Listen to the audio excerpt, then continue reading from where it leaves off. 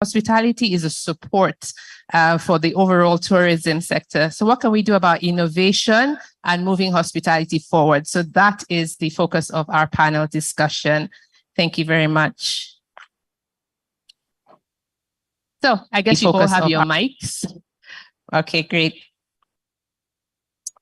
So I will start with you, Uganzi, right there at the end. As an icebreaker, I'd just like to ask your opinion. Recently, there was a comment by a news analyst on TV, and he said, "We don't need a tourism ministry in Nigeria." I would like your comments. I'm very interested in hearing from people in the sector. What do you think about that comment?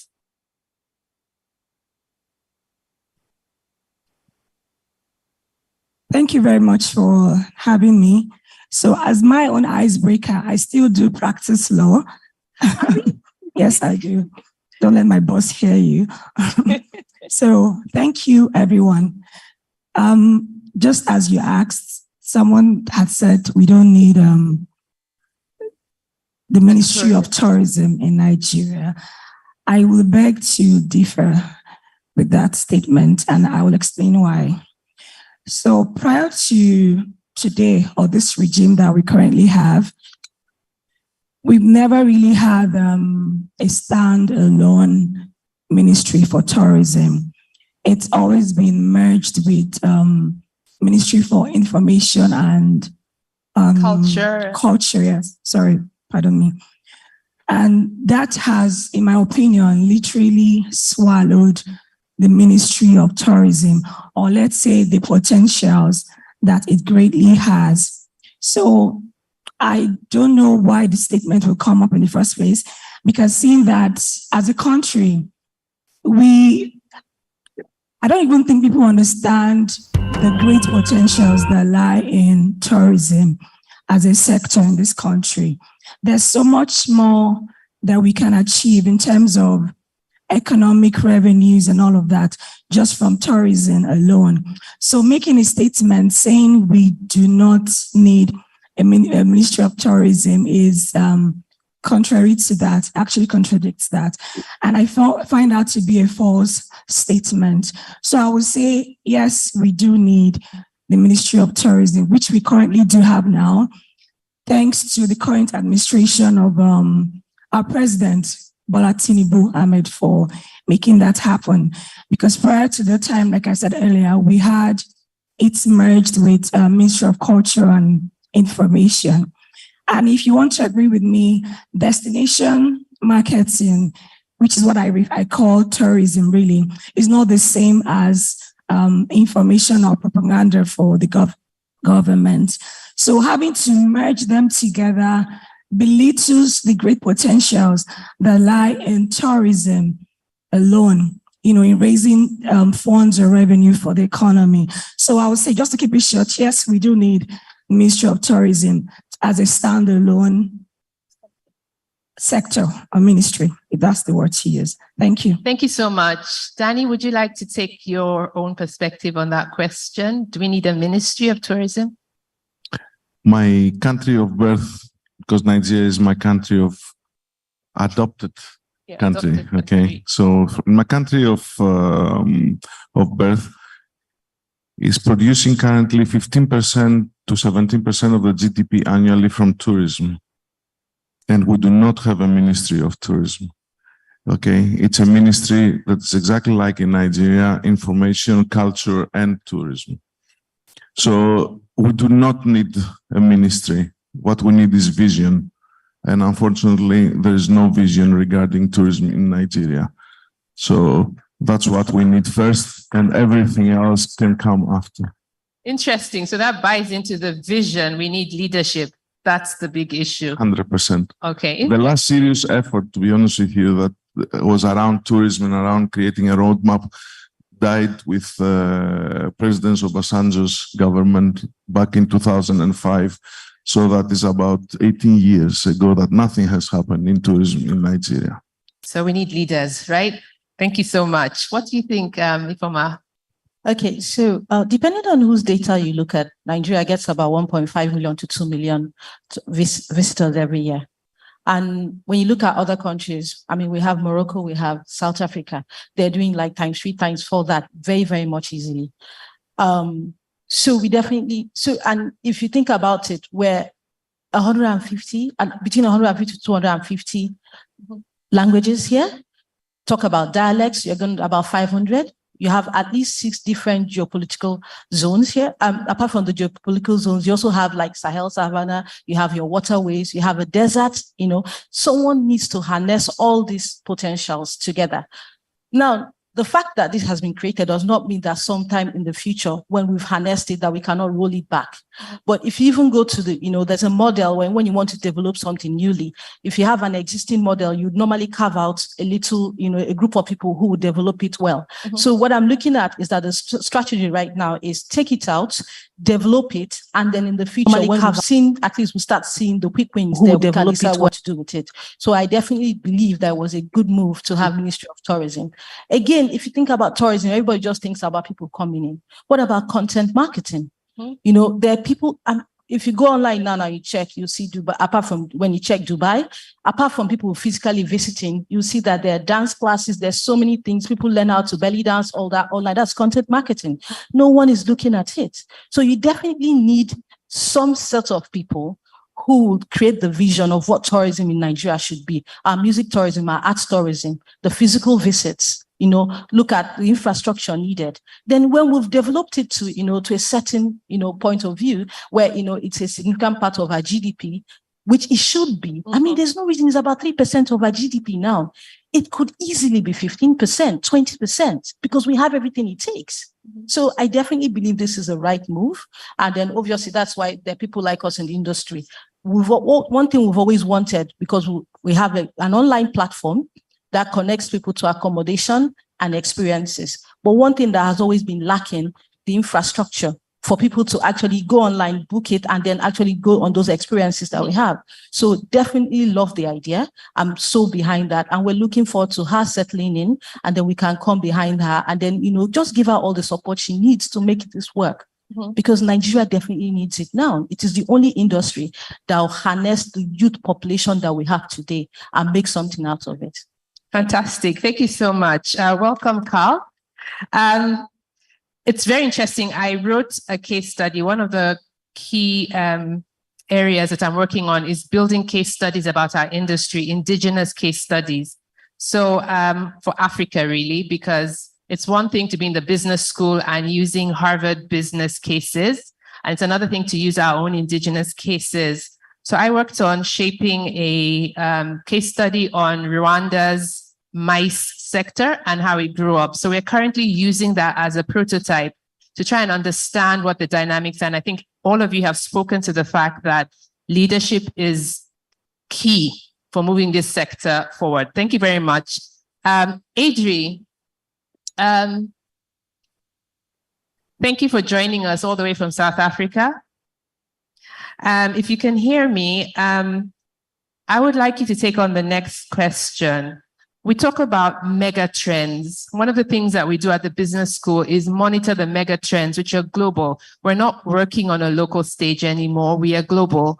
And so we have to all be thinking on a global stage. There are 6 mega trends driving the world at the moment, shaping the world. And that comes from digital transformation, artificial intelligence, climate change, remote working, the new world of work, geopolitical shifts. We know about the East and West divide that is currently happening, the demographic and social change. So there are 6 mega trends driving the world's industry and business.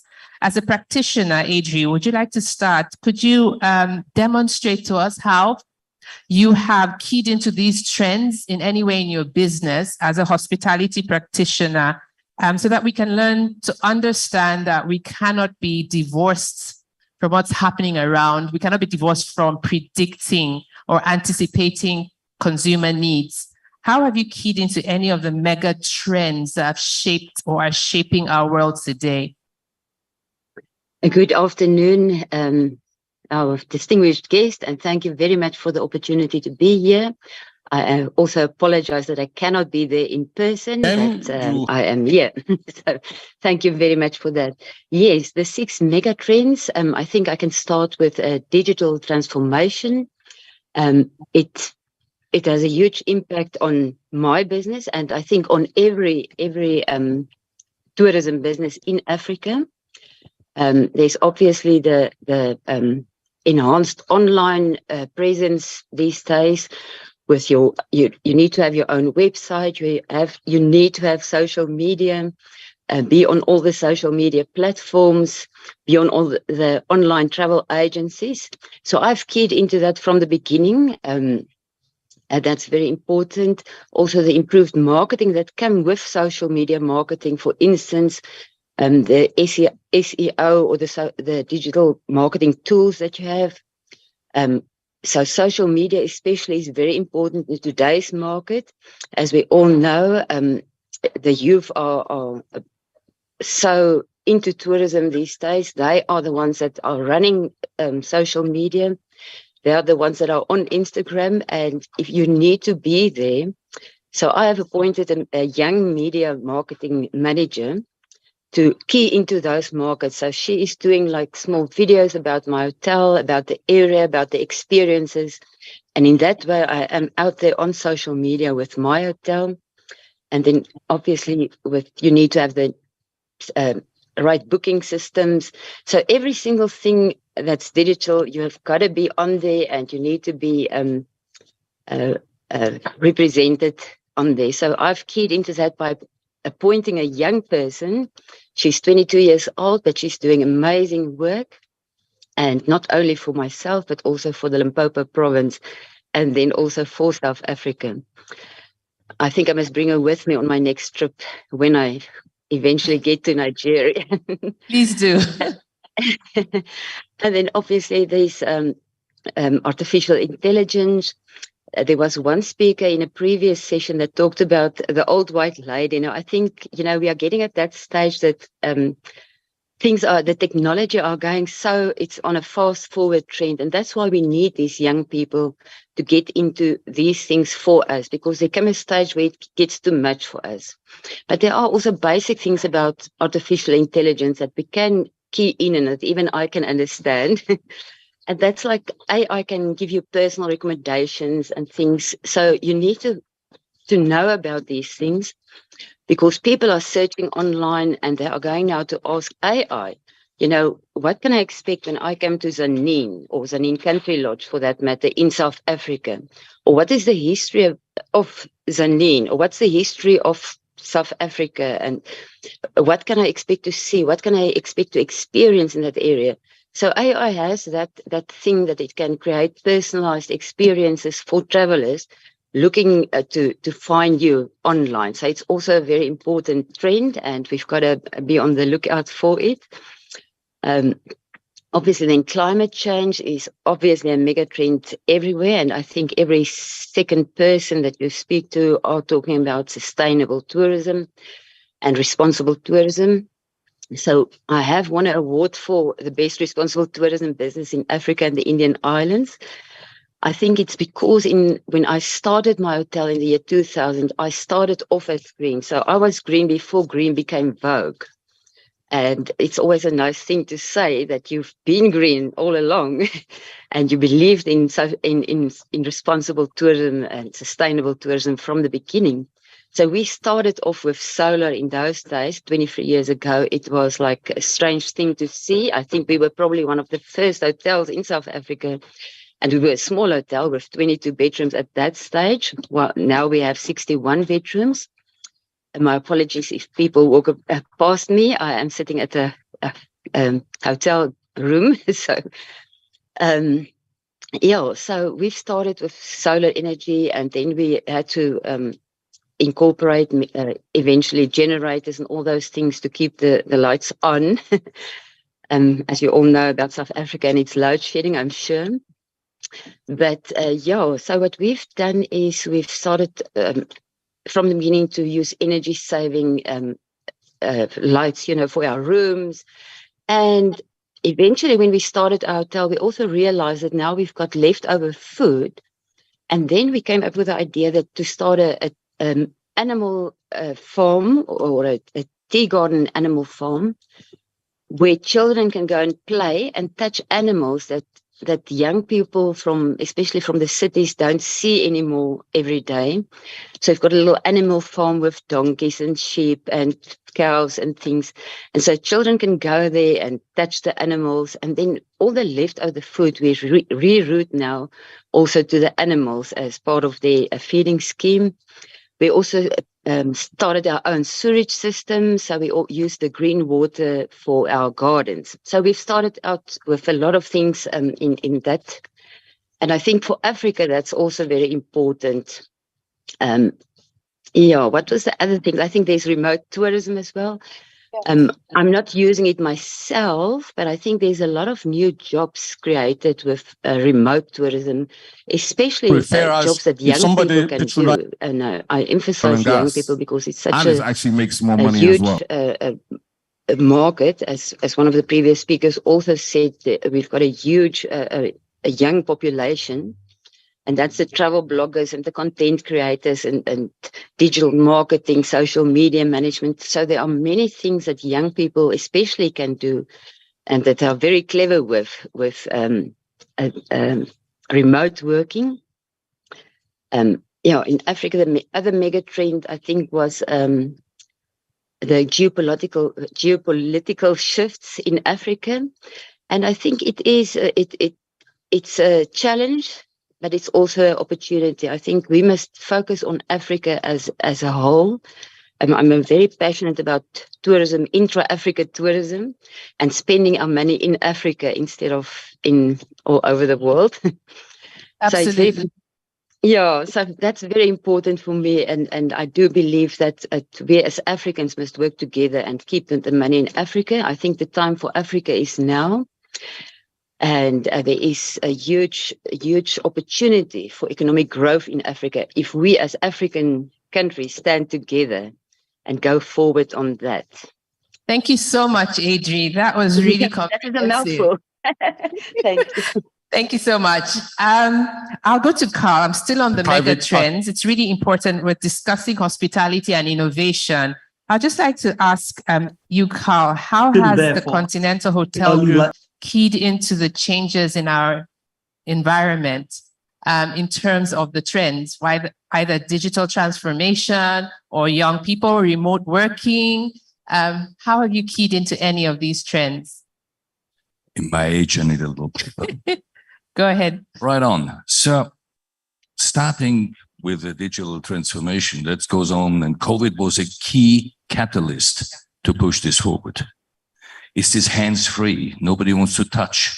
So your hands-free check-in, check-out, your menu tablets. If somebody anywhere where you want to have a table reserved in a guest room, in a restaurant, you use your mobile. So that is something we are actively pursuing, implementing. Not so easy, but the hands-free check-in, yeah, we have done. We're working on the new IP systems, both in Abuja and here. It is very important. And because with the youngsters, when you let them fly and we discovering talent in Nigeria, left, right, they come up with ideas which are awesome. So that means that is what we support, I support. With my own 4 kids, which drive me mad, but they give you the ideas. They tell you, Pops, you don't know? You can use anything to go and give people the chance to come up with ideas, to say we can do a better entertainment, we have better social media management, we can have better platforms, our website content can be much more effective and more punchy and more eye-catching and more persuading and more selling. It's non-stop. Very important. The game changers, the artificial intelligence, very interesting. So yesterday, we talk about regional travel, yeah? I travel every week in Nigeria. That's the first thing to sort out. So my flight didn't go. Anyway, So I had the chance to listen on Al Jazeera to a panel about A1. First thing to sort out. So my flight didn't go anyway.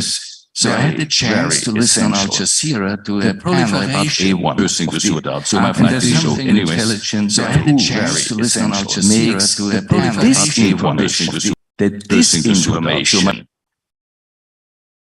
much more easier to produce. So the likes of Elon Musk have put a hold on it. Development for the next 6 months goes now, where and how can I have my safety net? Because if we think how we use AI, we go into guest information. And you might have heard from the historical part how many systems have been hacked by all the big players, all the personal data is going out in and there. One. But we needed to get guest experience. We need the guest feedback. The same thing goes on our employee. We need to see the engagement surveys. We have to make money, so we maximize. We hoteliers, we learned it from the airlines. So revenue management, yield management, revenue optimization, endless. Very important. Danger points around. What was the other one? You've talked on the two, digital and AI. So ChatGPT is a big competitor for everybody. Yes. We're facing that in the business school now. If you develop questions for students around asking them about knowledge, you're going to have ChatGPT generated essays. So we're now faculty have to be more creative in finding assessments. But knowledge is out there. It's how you use it that's very important. I hear all of you, and it seems to be coming out very strongly. The younger generation, the Gen Zs, are running the show. So I think at this point, we need to understand that leadership is shared. Innovation has to come from the grassroots and the young people. I think we're handing over to the young right now. Very quickly, we'll just jump off to the next question, and I'll take this question about African borders. The whole essence of this conference is how to increase the numbers, right? Tourism into Africa, young right now. And I know, and we've heard very quickly, we'll just jump off to the next question. And from Ms. Obi about those questions, right? How can we make Africa, or how can we sell our stories better? My question to you, Danny, is, are we playing catch up in terms of our hospitality products and services, more of the copycat mentality, or are we providing authentic experiences that will drive traffic into Africa to find new and exciting and authentic experiences? What's your take on that? You see, we constantly make the mistake of seeing Africa as a country. Africa is not a country. Africa is a continent. So there are some countries that have developed tourism pretty well. You have Kenya, you have Zambia, you have even Zimbabwe, South Africa, Morocco in the north, Tunisia, Egypt. They are far advanced. Tanzania. You know, we have to look at countries that have not developed, why they have not developed. And again, sorry to go back to that, is an issue of vision. Because the countries that have not developed tourism, they did not realize the potential, and they did not feel that it's necessary for them to invest and also to push the population to look into tourism as a legitimate source of income and development. It's as simple as that. We keep talking about in Nigeria about tourism, but we're not doing nothing. We don't even appear in international exhibitions anymore. We used to go there and say, okay, here we are, the Nigerians, we're going to WTO, we're going to WTM, sorry, we're going to London in exhibitions. We're not going anymore. So we have to see within us the countries that have not developed tourism and say why. And that's what I believe it's very important. It's a matter of vision, simple as that. Yeah, and then when you realize the potential and when you realize the value, then you start incentivizing, then you start pointing people towards that direction. Why people go to oil and gas? Because it's quick, easy money, and they can become rich overnight. Why people are going to fintech? For the same reasons. Why they don't go to tourism? Maybe because They have not seen the potential, and maybe it's a little bit more complicated and a little bit more labor intensive and hardworking to get something out of it. So that's what I believe. Thank you very much. So I think I hear you. We need to be speaking to each other. We need to be looking at knowledge transfer from the countries that have gotten it right on the continent and duplicating that. Yes, we're speaking about Nigeria, given that we are in Nigeria, but we're talking about Africa as a whole. Thank you for pointing that out. Now, what do you think, Ifeoma, when it comes to local versus international? Now, the market that we're talking about, Africa, will tend many times to look at what is foreign in their purchasing. Again, not just speaking about Africa as a country, quote unquote, but as a continent. Foreign seems better than local, right? That's what that's the mindset. How do you think we can go about changing this mindset? We've heard about storytelling. We've talked about authenticity. How can we change that narrative when it comes to hospitality? How can we make that our priority? So one thing that I'm very proud of us, both in Nigeria and across a lot of African countries, is that we're intuitively authentic because we're proud of who we are. So like today, if you go to our Instagram handles, you go to TikTok and all that, you'd find, there are lots of things about African cuisine. You'd find, very nice locally made apartments. They're trying to bring local things to it. They're not necessarily looking for international flavor. They're telling you, come and meet me where I am and see what I am about. And, our arts industry is quite developed. Our music industry is taking over the world. It's an industry. However, and there's no reason why that cannot exist, even in the, in the whole place where you also have your international brands, because we do have a lot to learn from each other. If you go to an international hotel, the cuisine there, you would have your international cuisine, but you'd also have your African cuisine. And it behoves us to actually infuse our torch into those spaces, because then we make everywhere our own, whether it's an international chain or a local chain. What is missing, though, is, there's a cohesiveness, just, the collaboration between both sides, right? The infrastructure to make it happen. So, you fly into Abuja, you're staying at Transcorp Hilton, and, you want to have an authentic experience. You want to go to where you can enjoy palm wine and all that. The roads to the place is horrible. You want to go to the cultural center in Abuja. Well, yeah, the roads are okay. But the point is that it's like everyone is in silos, and there just needs to be, ways to bring every single player in this industry together. That is the only way it will work. So it's not about international or local. It's about one vision, which is, and one place, one plan, and one shared experience. And the infrastructure to make it happen, the government backing to make it happen. Because the truth is, we all know how, across all the whole of Africa, rising cost of living is happening around the world, but it's more here.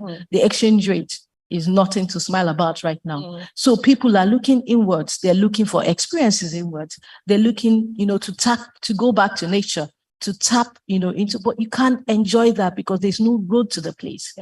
Think about it. A couple of years ago, think about all the places that you knew years ago that you were thinking that you wished you could visit.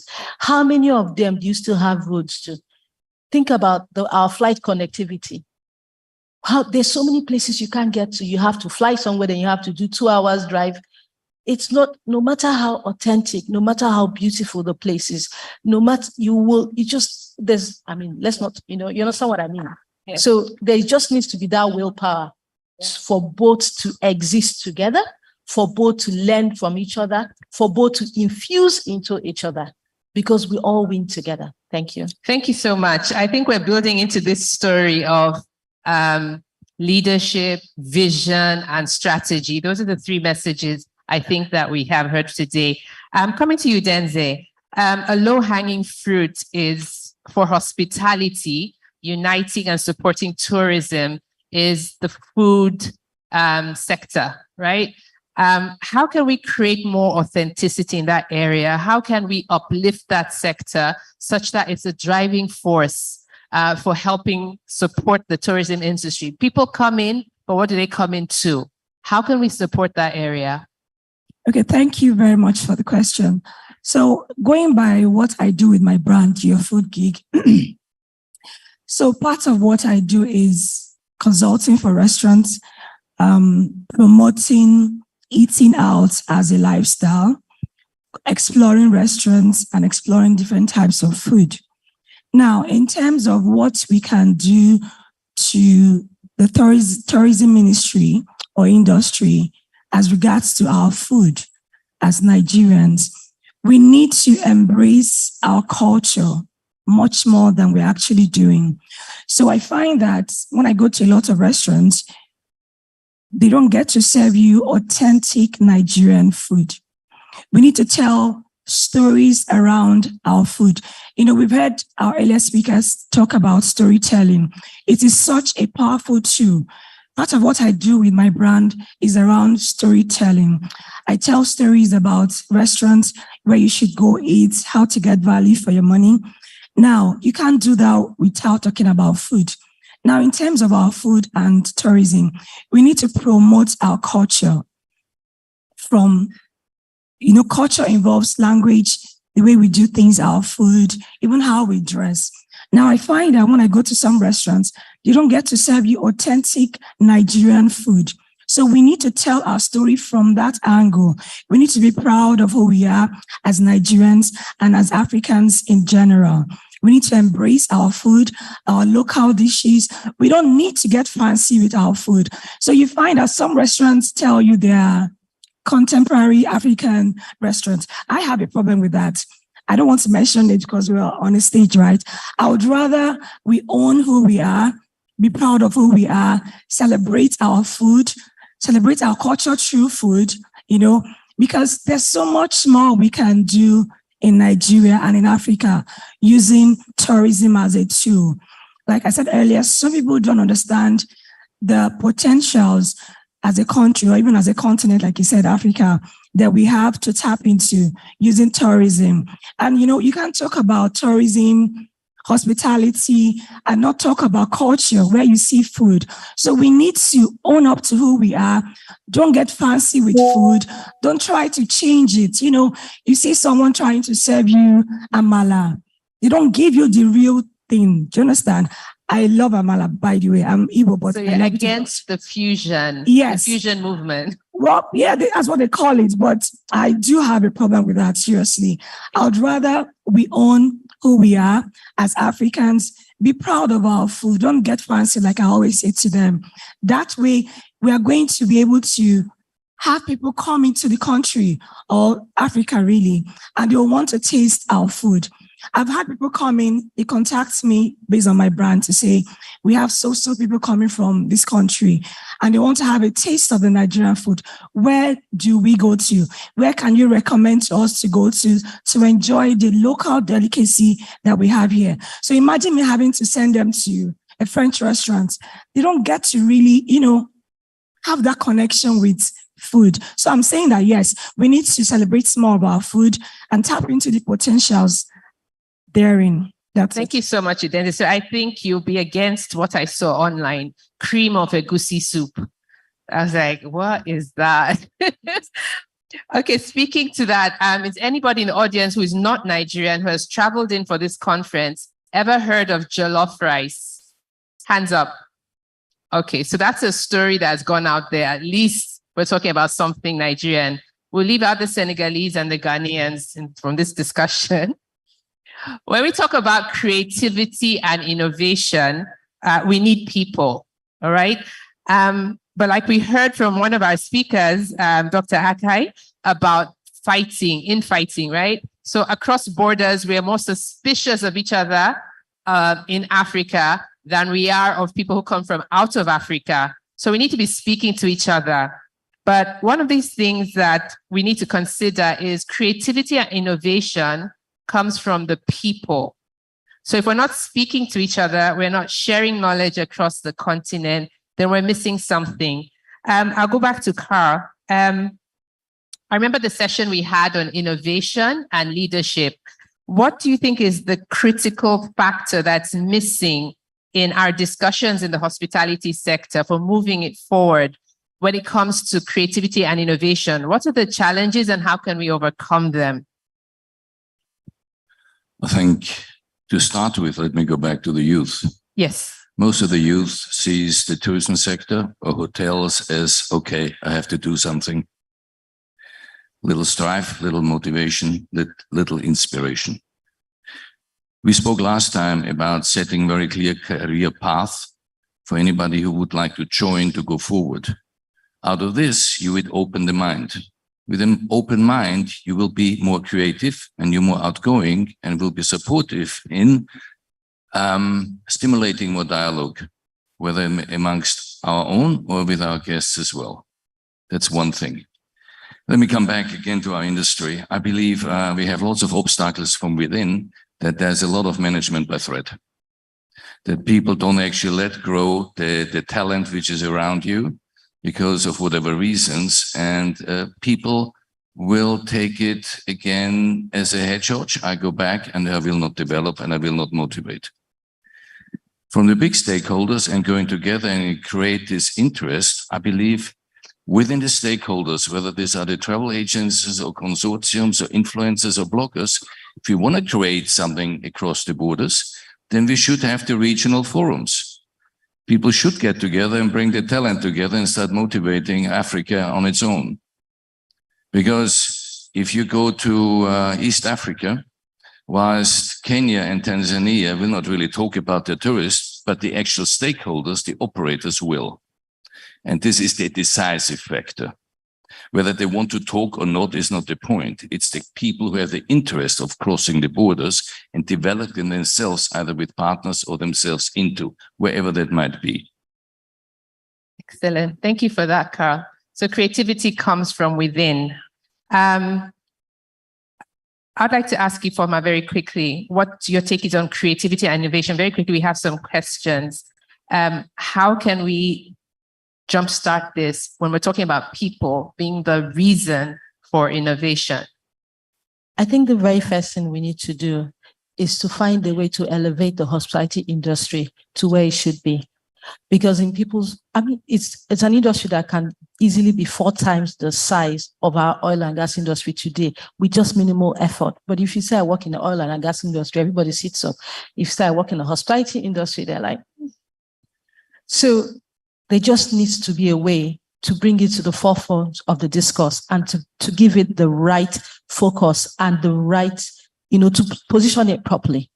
And then also to find a way to use technology, which is all over the place, to harness the potentials of this, which is what we're trying to do at Ora by Transco Hotel, by getting all these apartments and experiences out there for people to see. But there just needs to be a more concerted effort there to bring everything together. So when you give it the right positioning and then you create access to it, you'll get to where you want to be.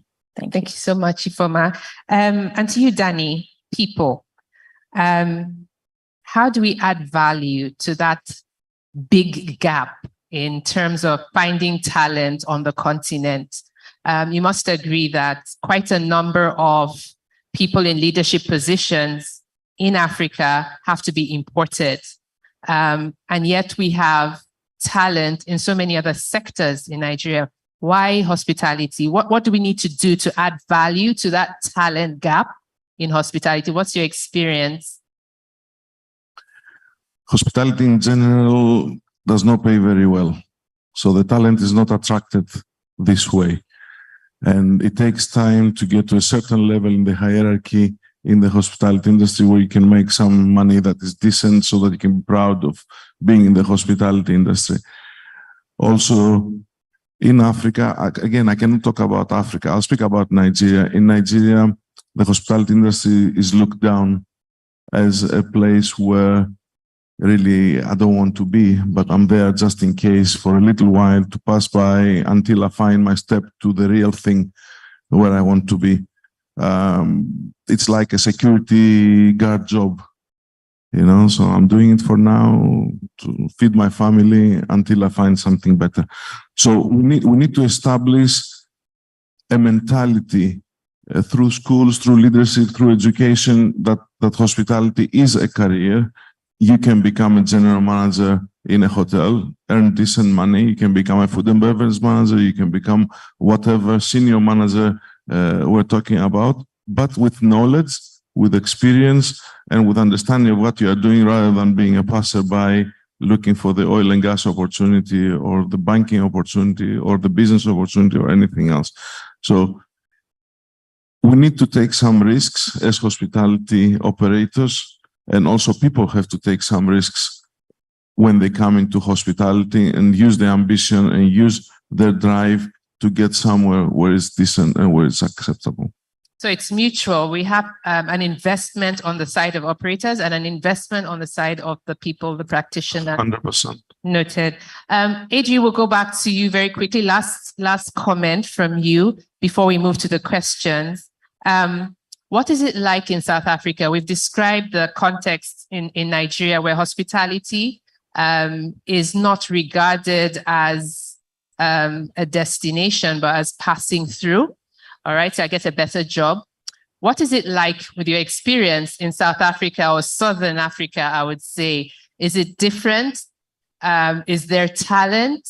And if there is sufficient talent, how was it developed? And how can we get there? How can we learn from that experience? Thank you very much. I think it is very much the same in the hospitality industry not only in Africa. I think it's worldwide that people perceive it as a pass-through job. But I think we must realize that the hospitality should be fun, and I think we must bring the fun back into hospitality, and educate people that this is a fun thing to do, is to be in tourism. It's you've got to have the passion for people, and you've got to have that passion to serve. And if you've got that, you can get there and you can grow in the tourism industry. But yes, we've got basically the same needs and the same problems, I think, in Africa and in the hospitality industry. But I think we must encourage people and to realize that what we've got to offer is so much more than a job. It is a lifestyle. And I think that is where we must go with our education, and especially for our youth to come into tourism. Thank you so much. Make hospitality attractive. And that's my mission at the Lagos Business School, because it is not attractive. It is not the perception, that people have of a place they want to end up. But we can get there. The room here is full of professionals who are in every aspect of tourism and hospitality. But it seems we're not telling our stories. We are not presenting the right perception that people can pick up and say, I want to be like that. So I think the onus is on us. Nobody's going to tell our stories. We need to tell our own stories. We need to build up that perception of really being professionals in the area. I'd like to thank my panelists, but first of all, we have a few questions. Sorry, can I quickly say something? Yes, please. Just in line with what he said. So here's my view, why people look down on hospitality in terms of jobs and all of that. It comes from a place of lack of knowledge, lack of information, education. So I think, like you rightly said, we need to set up seminars, schools, visible schools. I don't mean just on the paper, I have in this audience, Diamonds and Pearl Travels. I think, in my opinion, they are one of the people in Lagos and Nigeria really promoting and encouraging traveling. Now I would beg them to please set up seminars where they educate people on what hospitality is really about. People think hospitality is just about maybe only working in a hotel. It's very broad. People don't have that information. So, like you said, the onus lies on all of us, all the stakeholders, really, to do much more than we're currently doing. Thank you very much. Thank you, Denze. I think we need role models. I think that's the message. We need more role models. People can look up to and think, I want to be like that. All right. So what are we doing? We are the problem, right? Okay. So questions. Thank you.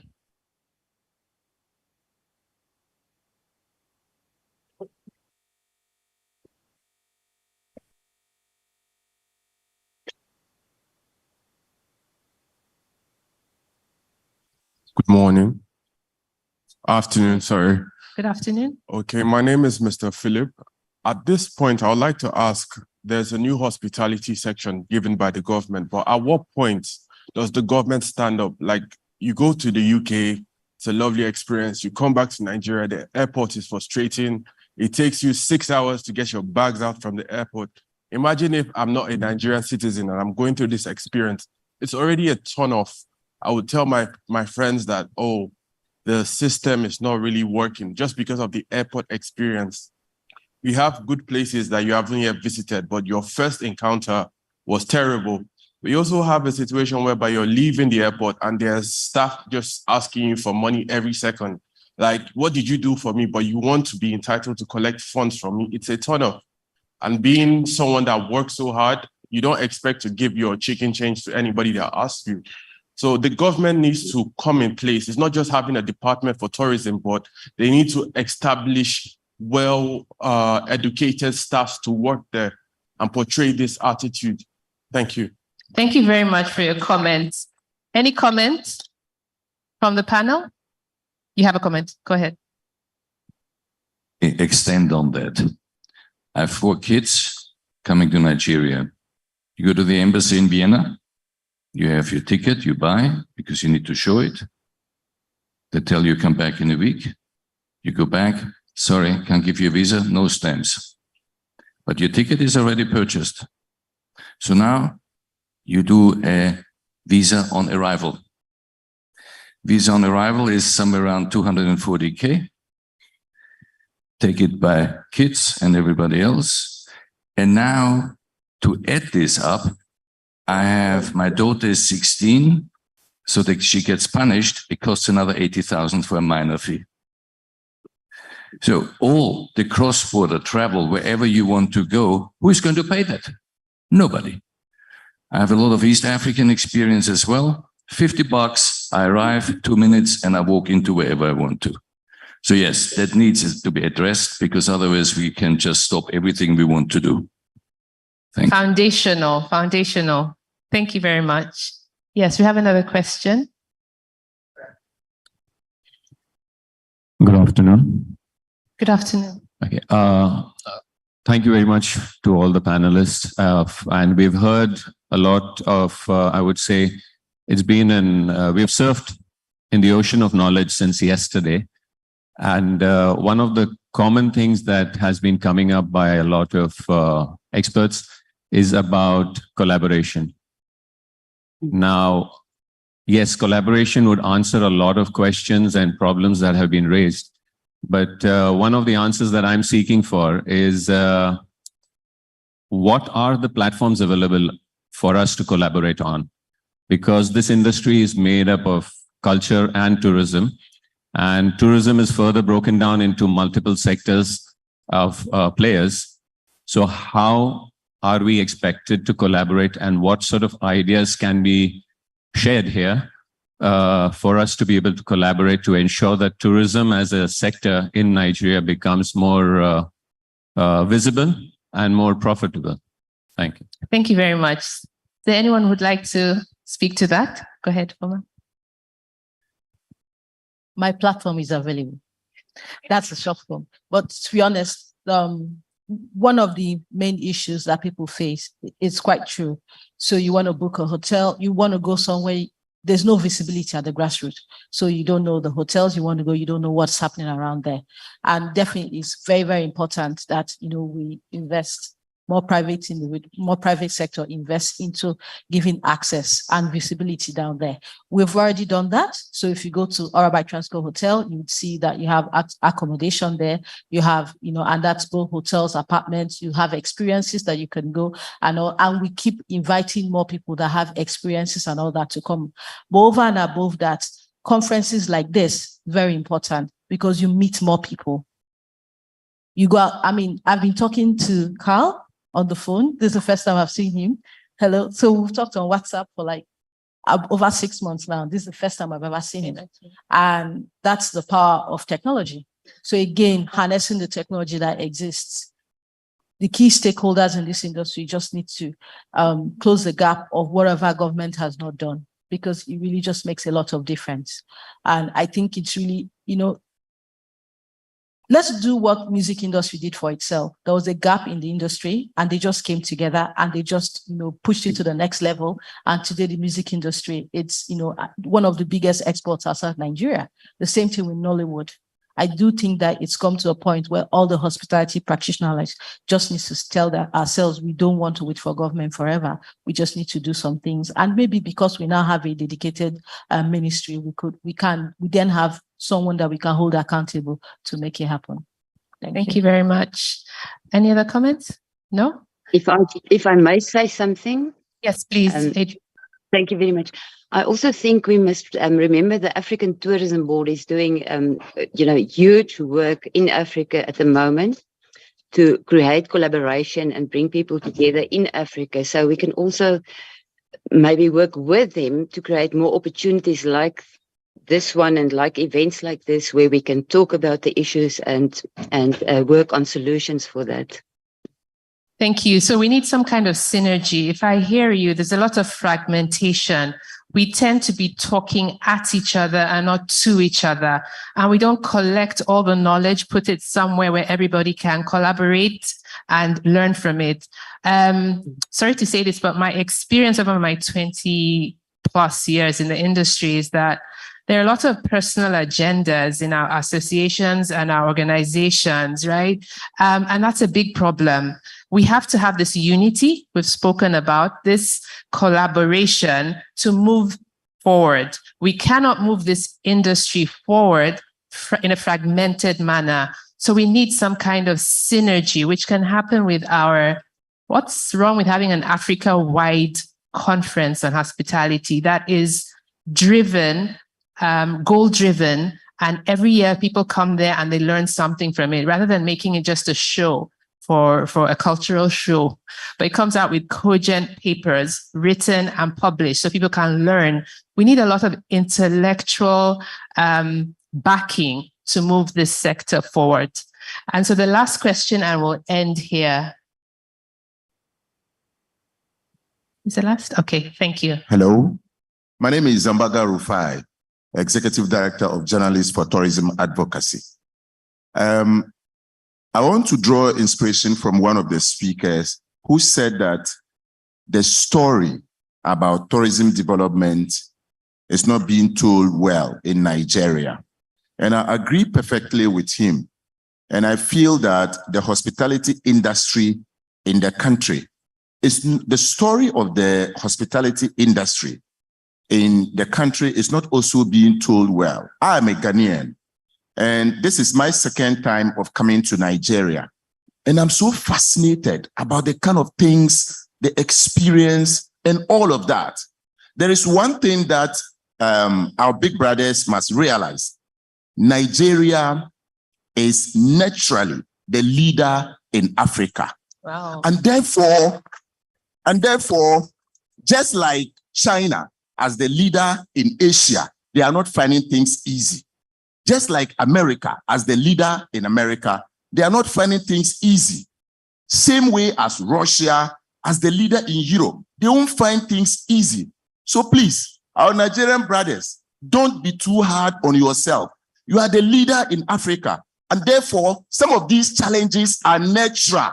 Our competitors out there at the global stage will not want Nigeria to succeed, because if Nigeria should succeed, the rest of Africa will be able to compete globally. Thank you very much. So this is a testament. So our jollof rice is better than yours, right? Thank you so much for that comment. Really, we take it to heart. And being an African-wide conference, we also need to include everybody else. If Nigeria makes it, the continent makes it, right? Let's learn from each other. Thank you so much to our panelists and to all of you for listening. Thank you. Okay, we're going to take pictures right now. Director from DLC, please join us. Mrs. Ngoka, Amaka, please come forward. And from Cote d'Ivoire, please, like we had the other time, let's quickly take the pictures. Yes, with them, of course, with the panelists. We need this for our picture ops. It's important for us. It's very, very important. My brother from Senegal, yes, please join.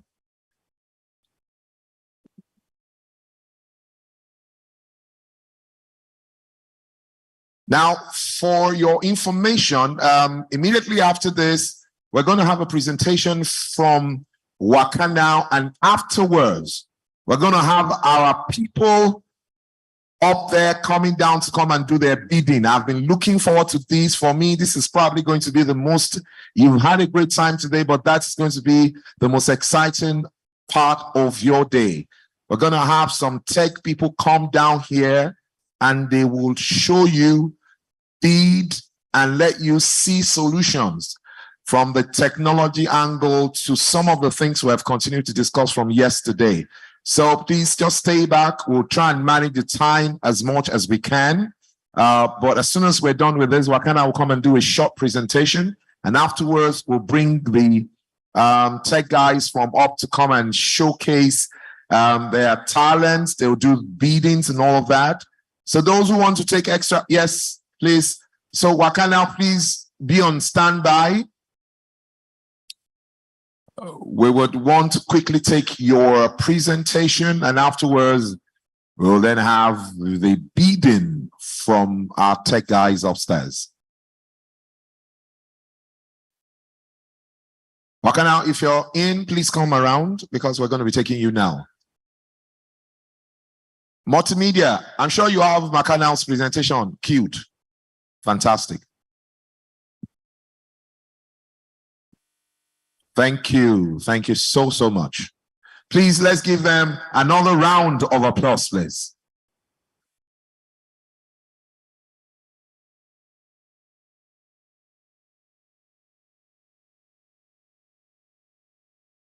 Hello, everybody. Hello. There's a question that came up during this last panel, and I wanted us to talk a little more about it offline. So if you could please indulge me and write down what you think should be the role of a tourism ministry. And I ask this because I think that there should be a background to every story. And when the question was asked, I'm sure that the guy did not come on TV and say, we shouldn't have a tourism ministry. There must have been a background to that story. I actually contacted him after I heard him say that, and I asked him to come on this program. And just yesterday, he called and said he couldn't make it because of, some things that were happening in Abuja yesterday, and he couldn't travel. So, but I don't know why he said that. I didn't listen to the TV program. They sent it to me to so please, could you write down what you think should be the role of a tourism ministry on a piece of paper, and somebody will go around and collect it from you. Thank you.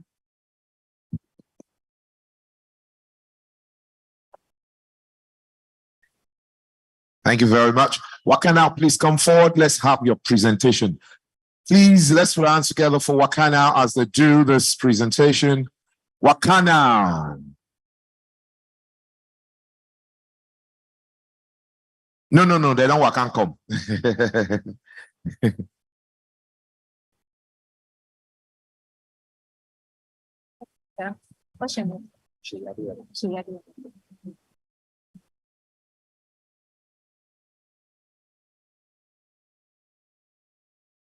Okay. Good afternoon, everyone. My name is Omotoyosi, a senior holidays associate at Wakana Holidays, and I'm very impressed. And I also feel very privileged to be here today and to not just to talk about what we offer, what we do, but to also thank my bosses for giving this opportunity to learn, because nobody is a custodian of knowledge. We learn every day, and I've learned so much today. So thank you all. Thank you, everyone. And to Mr. Sheyi, what I understand about tourism is experience, acceptance. And the moment I met with him, as soon as I stepped into this room, he accepted me. I just explained and introduced myself, and he accepted me. And I think that's what tourism is about, acceptance. And that's why I'm here to also let us know what we offer how we accept our people, not just internationally, but locally and regionally. And I have a few presentation of what we actually do offer. Thank you. Daniel. Okay, so Wakana Holidays, what do? We are the leisure arm of Wakana Group, and we evolve, we promote a market, we customize, we develop, we provide travel advisory, and we curate packages. Our target audience are you, everybody here, from solo travelers to group travelers to honeymooners to corporates. We actually do events, thank you, incentive trips and conferences, families, owners, affiliates, to corporates, sub-agents. We call them our trade partners. Our current African destinations. So I'm going to start with this. I don't know if any one of us has ever experienced this in the city of Lagos. Anyone? Anyone? Just one person. Two. Wow. Interesting. So I bring to you Lagos Watercrafts, powered by Wakana Holidays. Now, our panelists have said so much about promoting Africa, promoting Nigeria, promoting tourism within. And there's one thing I tell customers, you have to promote you to grow. If you don't promote Nigeria, how will the Naira grow? And I'm so surprised that just two people in this room have experienced the Lagos Watercrafts, where you don't have to go to Maldives, you don't have to go to Seychelles, you don't have to go to Zanzibar to experience this, and at 30,000 Naira. So I'm not even just giving you a jet ski. This is 5 minutes jet ski, 5 minutes boat cruise, 20 minutes kayaking, complimentary finger food, and access to the landmark beach. Who is going to join me on this October 1st? Can I get a hand? 30,000 Naira. Who wants to join me? We need to promote us, to build us, to grow us. So who is joining me here? 30,000 Naira. And you're going to take my 1 million Naira to Egypt. I won't allow you. You have to spend that money here. Next slide, please. Okay, so here comes Egypt. We have our current packages to Egypt this Christmas, and it's 21st to the 27th of December. So there's enough time to plan. I think there's one thing about the Nigerian market, and a lot of people will agree with me here, that Nigerians are last-minute people. And that's the reason why, as Wakana Holidays, we push our packages months prior so that there's ample time for you to plan, for you to prepare. And we also have a package where you can pay in installments, so you can plan your trip ahead of time. And this is a package in December. So you and I can actually plan to go on a holiday in December, and we can have the best deal. And this is inclusive of Egypt visa, immigration protocol, 2 nights in Cairo, 4 nights in Sharm el-Sheikh, is the best resort in Egypt. The Cairo City Tour, the dinner cruise, the glass boat, the desert safari, and also the Christmas dinner.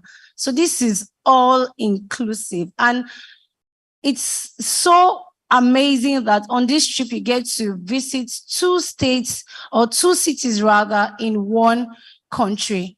Can I have the next slide, please? Almighty Zanzibar. When I listened to the chairman of tourism in Zanzibar, when he had his presentation, I was just wishing you could disappear and appear here, because I'm pleased to inform any Zimbabweans, Zanzibar or Tanzanian here rather, because, okay, so I'm going to put it this way. Zanzibar is the most popular city or state in Tanzania. well, then Kilimanjaro. And I put it to you here today that Zanzibar is the most sold African country from Nigeria. And that's because they've made their visa approvals very flexible and seamless for Nigerians. And I wish the South African woman was also here to actually ask her how we would love to promote South Africa, but what is South African immigration doing to approve Nigerian visas the moment they switched from the sticker visa to e-visa, which is supposed to be seamless, but it's not as seamless as it seems. So here is Zanzibar for 5 nights in November. You have the Zanzibar visa the Tanzania visa to Zanzibar, 5 nights accommodation in the five-star resort, breakfast, airport transfers. So airport transfers are airport pickup and drop off. We have the Zanzibar City tour, we have the Prison Island tour, we have the Safari Blue tour. I want us to come to Lagos. I'm seeing big figures, but I can say that for the Lagos watercraft, I've experienced it and I would do that again. And not because I'm selling. Of course, I need to sell, right? But because it's an experience that I don't need to go outside my comfort zone to experience it. And I remember one of the panelists mentioning about exchange rates. If I'm going to do this in Zanzibar, take for instance, I'll be paying $145. And if I convert that to Naira, that's almost 200,000 Naira to go on a jet ski. And I can have it and more for 30,000 Naira in Lagos. I can boast for luxury for less. And I know you can get luxury for less. Some of us wait till November, Black Friday to get our Louis Vuitton, our Gucci. You don't have to wait till Black Friday. I'm Black Friday. I'm here. So please, let's promote Nigeria so our Naira can grow, so that my exchange rate can be 360, so that the Asians, the Europeans, the Americans can ask me, what more do you want? I'll give you. And for my Oga will be mentioning the Afro Nation. It really broke my heart last year when I was issuing tickets for a group of people going to Ghana for Afro Nation when I have Tafawa Balewa Square. And I'm like, what the? And my people are even the main artists. So why can't we? I want to be in Lagos and you're telling me, Rema, we want to party. I want to do that. So I'm happy it's coming home. I'm happy that Afro Nation is coming to Nigeria. I'm happy that I will be promoting it as Wakana Holidays. And I'm happy that it's not just going to be Afro Nation, it's going to be Afro Nation plus Lagos. Thank you very much. My name is Omotoyosi. Thank you. Thank you. Please, let's celebrate that one more time. I get excited when I see young people doing very well. So I'm proud of her. They are going to do better than us, because I guess the reason why Africa is the way it is today is because we didn't do enough. But I'm certain that Africa is going to be better with people like this. Let's celebrate that one more time. Now, it is because of that I am excited about this next session. These guys are between the ages 18 and 33, I'm told, and they are providing solutions to all the things we have continued to discuss from yesterday. I don't know whether you are excited or looking forward to this, but I am excited. Distinguished ladies and gentlemen, I'm going to be calling on Mr. Ayola Badi Bello, who is a coordinator of the Tourism Hackathon 2.0, teach by selected participant. Let's run together for them as they come on board.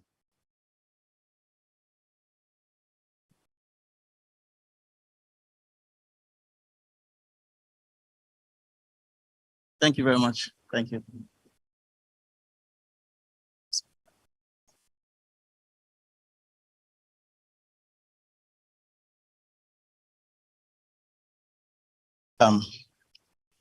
Good afternoon, everyone.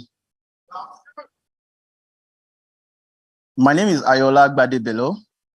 I am the coordinator of Tourism Hackathon Nigeria 2.0. It's a pleasure to be with you today. I just need to do a bit of a background story about why or how we got here. So sometime last year, we had like a pilot of this program under the UNWTO global conference that took place in Lagos. And so the UNWTO was very, very supportive. They really appreciated the fact that we are looking to create an avenue where tourism and technology converge. We've listened, attentively to a lot of the speakers talking about a lot of problems, a lot of friction within the space. We as tech, people that operate within the tech value chain believe that we can solve some of these problems using technology. And so we designed the Tourism Hackathon Nigeria with the participation of the NTDC and also with the UNWTO. For us, we figured we could connect all of these points and open it up to young people from between the ages of 18 to 30 across the country. So today we'll be sharing solutions from 5 different teams, 2 from Lagos State, 1 from Oyo State, 1 from Plateau, and then 1 from Abuja. We've received applications from so many overwhelming applications, but unfortunately we couldn't take everybody. We wish we could, but please pay attention to what some of these young people are going to be telling you. Support them as much as you can. The ecosystem would improve, with your support. And we also want to use this opportunity to thank all our partners, starting from Pyne, who was gracious to accept us to come under this program. Also the NESG, both of them, and of course the UNWTO. But before we start, I want to show a goodwill message from the UNWTO that they sent in preparation for this program.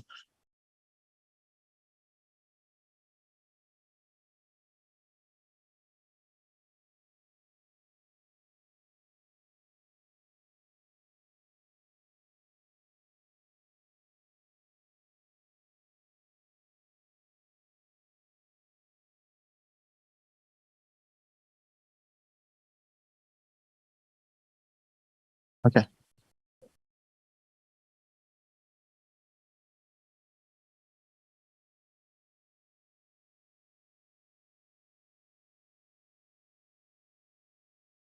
So because of time, we would only be able to take one of the videos. They actually sent 2 videos.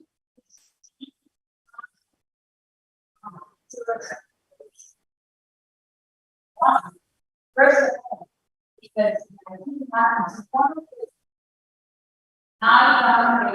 it's my pleasure to be here today supporting the family in Nigeria. One of the most prominent and powerful countries when it comes to tourism, innovation, and community.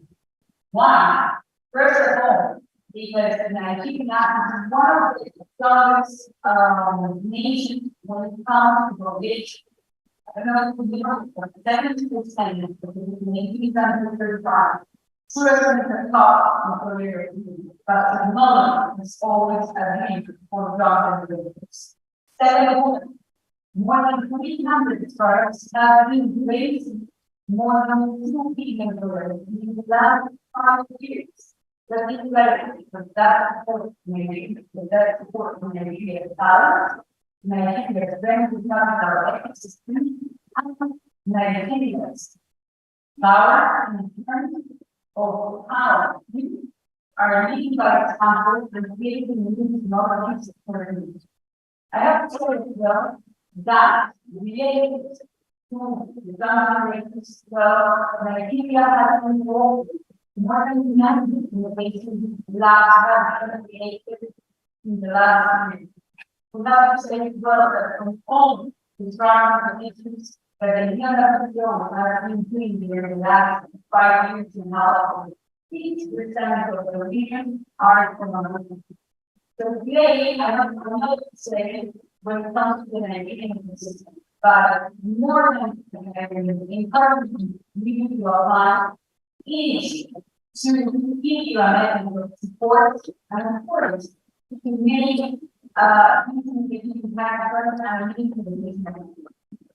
year more than 20 to apply very different types of things. This year the last important to reach some of the important targets that are facing effect and growing efficiency during our sustainability and our here that is what I need by reach all of that.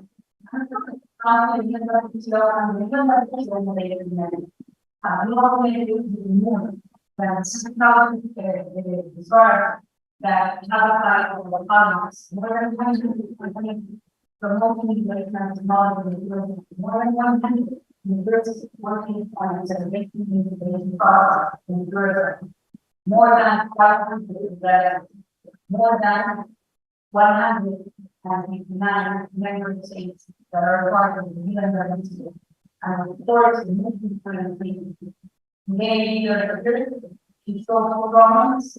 In the most and one of reaching all of them, and one of them to thank you again, and to make these that more efficient, more technological, of course, more needs. Thank you so much. So without much ado, I will be inviting our panel of judges, starting with Mrs. Ngozi Ngoka. Please a round of applause for her, please. Okay, she's actually, no, ma, you're actually fine. I think you should just, thank you. We also have Mr. Ifeoluwa Martins from LSETF, that's Lagos State Employment Trust Fund, ably present. Okay, great. Please bring him to the front. Thank you. Then we have Mr. John Atomode, COO of the Acubin Technology Limited, will be joining them as well. We were meant to have a fourth member of the jury, Mr. Adebola Omololu from Get Funded Africa. Oh, beautiful. He's here. Thank you. Thank you, sir. Please come to the phone. Awesome. So, awesome.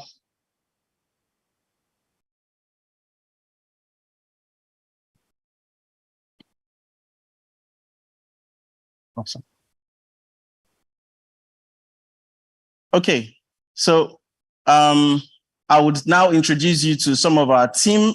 Some of the team members will start their presentation, starting with Team Yawo Yawo. They are from Plateau State. Please encourage them.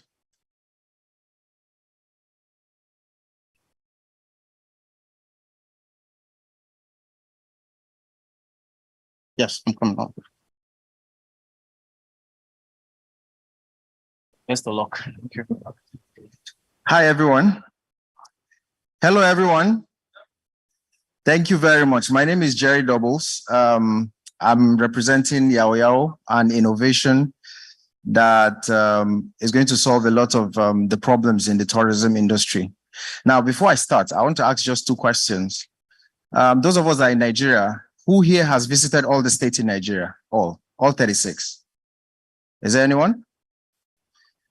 Right? Now I have visited all 36 states in Nigeria.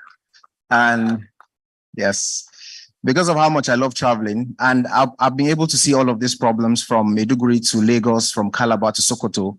And this solution is going to solve all of the problems in Nigeria, in Africa, and even the world at large. All right. Next slide. Okay, so these are just headlines from our regular newspapers. I mean, from Punch to, you know, Home Angle, and these are all the statistics. I don't need to call it. If you look at it, you see the death toll, right, from the insecurity that has been bedeviling the country, isn't it? So now this is a pertinent problem. Investment in Nigeria has dwindled. I came from Plateau State. Those of us who know Plateau State is like a daily thing, right? Because people here don't even travel, you know, to Plateau State because they feel they will die when they get into the park. But it's not what it is because of what? Insecurity. Next slide. So this is the introduction to what we are trying to solve. Next. Insecurity has been a spiraling challenge for travelers around the world, especially in Nigeria. Kidnappings, we can, you know, mention a whole lot of things that have been bedeviling the industry. Next. So this is who we are. Next. Now, Yao is a social media application designed for travelers. Will be available on both web and mobile platforms. The name Yao is derived from the Hausa language, meaning to roam or to wander. The app aims to address security concerns for travelers worldwide and facilitates connections with locals, enhancing their exploration experiences wherever they go. You can say that we are building a Twitter, but specifically for travelers. Do we understand? It's like LinkedIn. It's for the professional industry, isn't it? So we're building one social media platform for only the travel industry. And what is even dazzling is that the kind of solutions we intend to get. Next slide. The kind of solutions we intend to cure are enormous. Okay, so next slide. If there was okay, so we intend to cure three basic ills. The first one is security and safety. I realized that you go to states in Nigeria. I'm just using Nigeria as reference, but when you travel, your security and safety is not literally guaranteed. Why? Because you probably don't know anyone in that city or you are new in the vicinity. So it opens you what this solution does. Can we have the next slide, please?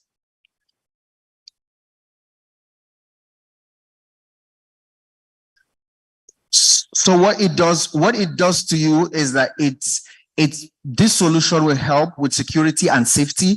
Then it's going to connect you to locals, right? And you are able to have authentic, because we realize that over time, the problem with the travel industry is authentic information. There are places that I would advise that you visit. There are places that I would advise you don't go. True or false, right? So that authentic information is what we're trying to solve.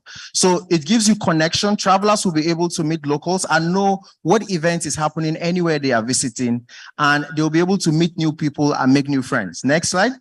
Exploration. You know, it gives you the opportunity, having recommendations from highly rated locals called influencers, or travelers will be able to explore more in the cities they visit as much as they want. So these are the three things we intend to solve with this solution. All right, so I'll go down to explain something. Why would you have all of these apps when you can have ours? Please, if you can click 4 times. Now, this is the first app. The first app is the Google Map, right? We're integrating it on our solution such that I'll talk about the features. The next one is event rights, right? Most of us want to know what event is happening in the city that we visit. If you visit Sokoto, for instance, you're probably very bored. You're in your hotel room maybe, and then you want to know what is happening in Sokoto. This app will cascade all of the events that are happening in Sokoto, so you don't need to ask anybody. It gives you the best information in real time, all right? Then the next one is WhatsApp. Some of us here curate trips. I went to Yankari on the 1st and 2nd of July. If you're going for these trips, you announce on social media, hey, who wants to go on this trip? This our application gives you room to create groups, just like WhatsApp groups, where you can curate your trips without leaving the application itself. So it helps curate the trips and make you go in groups in wherever you want to go to. The next one is Twitter. Of course, a timeline, right? I mean, the normal social media. That means I get to follow you, you get to follow me, I message you, and all of that. Next. So I'm going to mention, we have so many features that makes our application very distinct, but I'm going to mention just 6 of them. The first one is social media. Of course, this is our interface. We've gone far to build the application, and the application looks just like this. This is the UI UX of the application. And in this application, we have a timeline, just like you have Facebook, Twitter, or Instagram. We're going to have a timeline where it is just for people who travel. Share your experiences. We're talking about story here earlier. Share your stories of wherever you visit. I told somebody that in Plateau State, there's a river that if you don't consult the villagers there, snakes come out and bite you, right? Those mystery things, we want to see them on the platform so that these stories will drive those story sites, all right? So that's why it's very important for us to create interactions on the timeline. Next. So just like any other social media platform, Yaoyao will have direct messages and all of the things that social media have. Next, 2. Now, the next one is locals rating. I realized that over time, authenticity of information is what will save the travel industry. If you go to some states or you go to some regions, wherever it is, somebody in the park will probably do you something that will harm you, right? Because you don't have the authentic information. But if there are people on the application called locals, right, they will be rated. That means somebody in Lagos, I came from Plateau State. I didn't know which hotel to go to. I don't know how to get to where I'm going to. But if I have somebody on my application, right, called Elizabeth, I can be able to check how much rating she has. And she'll give me the most authentic information because she is a local. She stays in that vicinity. So the opportunity to rate locals is what gives this app a more defining function than any other social media application. If you go on Twitter, people don't rate the users, but this one, they rate them based on the information you get, right? Next. The next one is that now there's something very common that we do in Nigeria. If your loved one is traveling, you'll be calling them. Where are you now? I'm in Lokoja. Where are you now? You are in so-so. You don't need to call them anymore. This app gives you the opportunity to track wherever they are on the application. So when they get to their destination, you already know they are there. It saves you time. It is even very secure because if anything happens with any of your loved ones, you already know from what point you saw them last on the map, isn't it? So it gives you a direct connection with your friends and family, all right? And you can be able to trace them wherever they go. Next. Now, there's a feature we have on our application called the buzzer. Buzzer is like an SOS. If you're in danger here and you click on it, it sends a distress message 500 meters radius to everybody who is on the app. So it gives you an opportunity to get help immediately because there are people who in the long run might I'm new here. I've been here like 3 times, but I might just get somewhere and my car has been taken, right? I can be able to press the buzzer or keep the phone in the car. It can be used for so many functions. So it can even send distress call to maybe 3-4 of your family members, and they are able to know that you are in danger and they can come for your aid. All right. So that's the function for this feature. Next. The 5th one. Now we're going to have an event portal. You see where that event right comes in. So for every city, we'll have a cascaded plan for the events that are in that city. So this is good for travelers who get to places for the first time. I told you I've traveled so well. The time I traveled to Owerri, for instance, right? I knew that I needed something very social, but I couldn't find one. I was asking, is there any event happening? I didn't know where to get it. But with a platform like this, which is a social media platform, there will be a lot of events that would happen, and I'll be able to know exactly what event is happening at what time. All right. This is the interface and how the event is going to be curated. Next, the last one, number 6. Now, we discovered that in the long run, we're going to attach a wallet on our app such that if you give me the right information in Lagos and I'm leaving, I want to say thank you, I should be able to send you 1,000 naira. All right. So it is going to curate and give money even for the people at home. You don't need to leave your house. Just because you know Lagos, you can earn from it. So this will open doors for even young people who know so much about the city and can give the most authentic information for travelers, especially when they are living from one region to the other. So this is a classic part of it where people who give information will give it very steadily, will give it authentically because something comes to you at the end of the day. So imagine you are at home and you get 10 people who will give you 1,000 naira in one day. That means you have 10,000 naira in one day and you didn't leave your house just because you have an application, a solution for the travel industry that will promote safety and security at the end of the day. Next. So can you play this? This is a video of the entire design, the technology we're using to adopt to be able to make this go through. Because sometimes when you have screenshots, you think that we didn't build it. We're actually building it, and this is done by the team. This is the front end. You can see how it works, right? You sign up just like any other social media app, and you are able to explore all of the features that are on it. All right. Next. Next. Okay, so some of the things, why would Yao Yao, a social, an innovative idea, why would this be the next thing that will change the tourism sector in Africa, right? It is because of innovation. First, this will be the first social media, all the social media apps that you know are all not from Africa, isn't it? This will be the first one from Africa because it's only us that understand our problem and we know how to solve it, isn't it? The next one is employment. It's going to create jobs and even generate a lot of income for people. When Facebook came, we didn't know we were going to make money from Facebook pages. Some of us make money from Facebook pages. So this innovation will create a stream of income for people that are in Africa, especially young people. The next one is cultural exchange. Somebody, the tourism minister from Malawi was here. I mean, there are people from different countries who should be able to exchange cultural interactions on this application because at the end of the day, we're trying to rejuvenate Africa, isn't it? I'm at the end of my presentation. Next. So can you click again? So these are the income. I don't need to talk about this. This is how to generate income. How the application is going to generate revenue. We're going to get revenue from advertisement, from the event portal, in-app payments. For every payment that works in the app. Just imagine that I said you can transfer money from one person to another. We're going to have a cut in that. And this will be a huge revenue generator for the plan. We have subscriptions, we have events and merchandise, and we have strategic partnership also. Next. Now, this is the team. Next. This is Elizabeth Oloye, the product designer. This is me, Jerry Doubles, and this is Stephanie. This is a so much female-driven organization where we feel that at the peak of tourism, as we've always talked about, since from yesterday, I've been noticing the same trend. I think we actually catch up with the trend. We have more females doing this. This is a core member who is sitting down just behind there, and she started learning how to do design. All of the interfaces I shared was designed by her. And just 2 years ago, she's able to do all of these things by herself. So this is huge for the females in the tourism industry. Next. Thank you very much. That's the end of my presentation. Okay, so I forgot to mention that each presentation should be for 5 minutes, and the judges would have 2 minutes to engage them, to ask them questions. This is the only mic I have. It would be nice for the. Okay. Yes, sir. Hi, thank you for your presentation. The very first question I have is, what's the business model? How does Yao Yao intend to make money?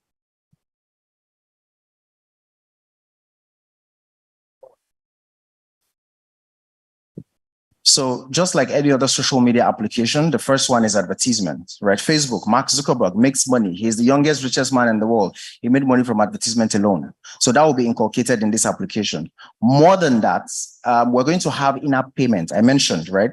And for each in-app payment, we're going to have a certain percentage that stick with the brand. So that's a huge income stream also that comes to us. There will be subscriptions also. Organizations are going to put in adverts, on the up, sign up for verification, just like Twitter did, right? And we're able to make money from that. And events like this one are going to have to put their events on the platform. In the long run, we intend to make it an income stream also. And then there are other streams of income that we can, inculcate that will make so much money for the brand. Yes, thank you. Thank you. The question I have for you is around security. You mentioned that your app would make use of locals. So are you going to do some sort of KYC or background checks on individuals that use your platform? Because good people want to use the app, that is fine. Bad people too can also use it. So is there going to be some sort of KYC or background checks on users and the locals? Absolutely. And that's why we have the rating on the app. If you have 4.8 stars from 10 people, I would trust you more than somebody with 4.2 stars from 3 people. True or false? So this is a way to vet. So if you know you're interacting with a local, from the person's rating, you'll be able to see. The person cannot even edit his rating except he's starting the account all over. So one way to check, apart from the KYC, of course, and there are levels to these locals, right?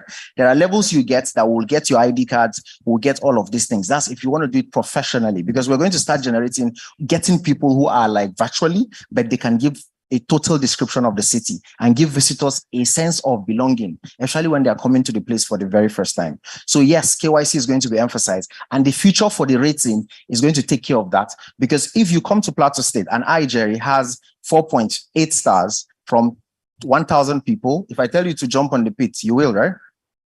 I won't. That was on the lighter note. Thank you very much. I hope I answered your question. All right, great.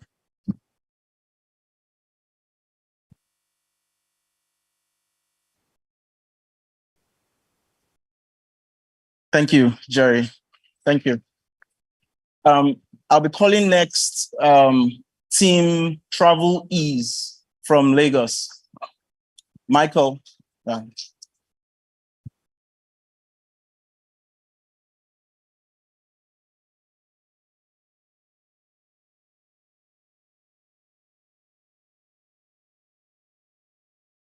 a lot. Thank you. Good day, everyone. Okay. Good day, everyone. My name is Michael Eziamaka. I'm representing Travel Ease, and today I'm here to tell you about my product. So basically, Travel Ease is a simple solution that will revolutionize the way travelers explore our country, Nigeria, by dedicating in helping these tourists share their costs of their trips by providing a platform that helps them connect them with like-minded explorers. They also want to go to the same location so as to cut down their budget, while ensuring they have access to our registered tour guides that have extensive knowledge of the terrain being visited, bringing out the rich culture and the hidden gems of the area. Next slide, please. So there are two main problems we're trying to solve: the lack of authentic experiences. So I've heard so many stories of people going to Badagry and places like Lekki conversative centers, and their tour guides are lackluster. The day I went to Badagry, we employed a tour guide off one app like that. The guy was so lackluster. We went to Badagry. He was literally just saying, this is where the slaves died. This is where the slaves got beaten. This is where the slave this or that. No story of substance behind this, which gives a lackluster experience. The next one is high travel costs. So basically, Nigeria is not exactly the most financially stable country right now. The transport fees are increasing, the food costs are increasing, the hotel fees and all. So this is one we're trying to solve too. Next slide, please. So the two solutions we are implementing is we're going to promote local culture. So basically, from what I've said at the beginning, we would be screening and training and registering locals to be tour guides on our platform, basically giving more insights to the area and the hidden gems around it to get a more immersive experience as a tourist. The second is the gather trips. As I said before, things are increasing, so would want to put up like a listing where someone who wants to go to Badagry needs like 80K, but only have 2 members, and they need other 2. So basically, they post up their listing on the platform and advertise. So other people come in with their offerings, and they get to choose from the people and get going. Next slide, please. Now the markets. Why now? I say why not now? Because the tourism sector is at the brink of blossom. We are all here for tourism, and this is what our our products offers to the markets. We bring in the natural beauty, the cultural diversity, and the historical sites by teaching and training the locals who you can book on our app to show you these places. Next slide, please. Our business models. So basically, you see a listing of our tour guides who are registered with us. So on any price you agree on, basically you go to the first person, you say you want to go to a certain area, they haggle a price with you of 50K, you don't like that, you go to the next person and they say 40K. So whatever you haggle on the tour guides, we'll take a 20% commission out of it. And we also have plugins with transportational services like GUO, GIG for your transport to and fro. So whatever price you haggle onto with them, we take a 20% cost. And inquiries, basically, if you want to know more about the place, even before booking them or going to the transport services, or you just want to inquire so that for future references, you get a more this thing, you can inquire and get a 5% fee from whatever they charge you to for the inquiry. The market opportunity, basically, the total available market in Nigeria as of 2022 for the tourism sector was $3 billion, and our products, how we're going to say the service available markets for our product is going to be 1.7 billion. And what we feel we can get out of it in our total lifetime in the market is 1.1 billion. Next slide, please. Yeah, so this is the UI for our products. So basically, if you want to book a trip to Anambra, you just go up there, you select where to next, you choose Anambra. So these are the recommended places by people who have been there and who have the highest ratings. You go there and you book. And down here, these are the group listings. This is a screen for the group listings. You see the amount of people who are left, 3 more spaces to be filled up. This is to Agulu Lake, and this is another one. And the next one, this is the screen to the group listings. If you want to join, you see the name of the group, the destination, the estimated bill to be paid by each person. You join and you enter the waiting list until the creator of the list accepts you. And there's an in-app messaging app where you can use to chat with members and know yourselves. Next question, please. Next stream, please. So my team, I'm the founder of this team, and my 2 engineers. One is an ex-PSTAC intern, and the last is an HND graduate. As you all know, HND, only less than 2% of the applicants get to graduate. Please, next slide. This is our code for it. The front end, we use JavaScript and React, and the back end, we use Django. Next script, please. So thank you very much. That's the end of my presentation.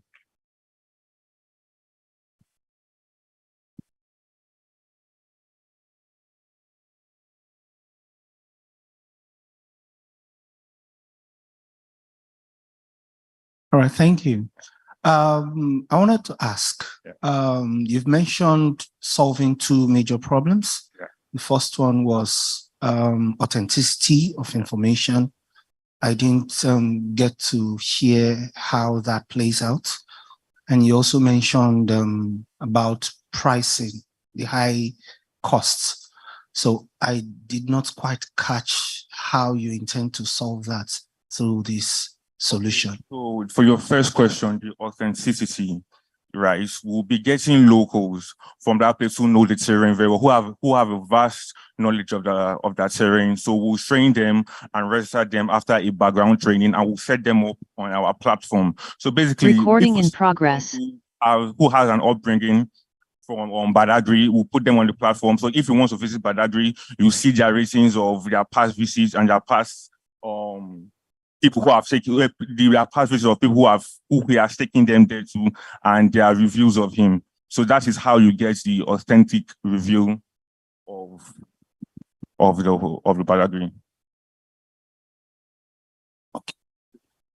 Oh, all right. Lastly, from me, I want to ask why the choice of your technology stack? I know that there are stronger technology stacks. C# is one of them, and .NET Core. Yeah. You know, those are for big and huge enterprise worth applications. I'm trying to understand why Django. Yeah, this is just a minimum viable product. We have not deployed yet, so we're just testing waters. We're just bootstrapping. So that was a choice for technology stack. Yeah, good presentation. Just to ask, what's the marketing strategy behind this? I mean, how do you go to market? So basically, we are pushing to the known destination, the known tourist destinations like Badagry, some cities outside Lagos like Kosonu, Port Harcourt that have rich tourist sites. Then we'll onboard the locals first on the platform, people who have experience in that, and advertising as well for the users who want to go to all these places soon. Okay, I think you just need to think through how you connect influencers to drive marketing, because it's great to have an app, but there's 10 billion apps in the App Store. So somebody to bring attention to your app is a big issue. So just think about that. Okay, my question is about the name for the company, Virtual Tour. No, it's not Virtual Tour. Huh? Travel-ease. Yeah, Travel-ease. Travel-ease. Okay. All right. Thank you. Congratulations on what you've done so far. Kind of like building on what he asked. Do you have any corporate organizations that have similar customer bases that you could actually leverage? Or are you already in discussions with anyone in that regard? We have seen, but they are not doing exactly the things we are doing. We have seen Wakana, but they are into more of flights and bookings instead of like what we actually do, which is in-depth tourism into all these places. So we do kind of different things. Well, what I'm really asking is, one of the things that will be a challenge is getting people to you. So it might be a good idea to have an organization that has the target customers that you want, but they don't necessarily sell your specific service to that target customer base. So it's something maybe to consider as you go along. But once again, congrats on the journey so far. Thank you. Well done. So apologies, I should have mentioned that the second team that was meant to present was virtual tour, except that they had to go solve an each, so we've put them last. So they'll be coming on last. So the next team will be Galivanta, led by Ahmed Sani from Lagos.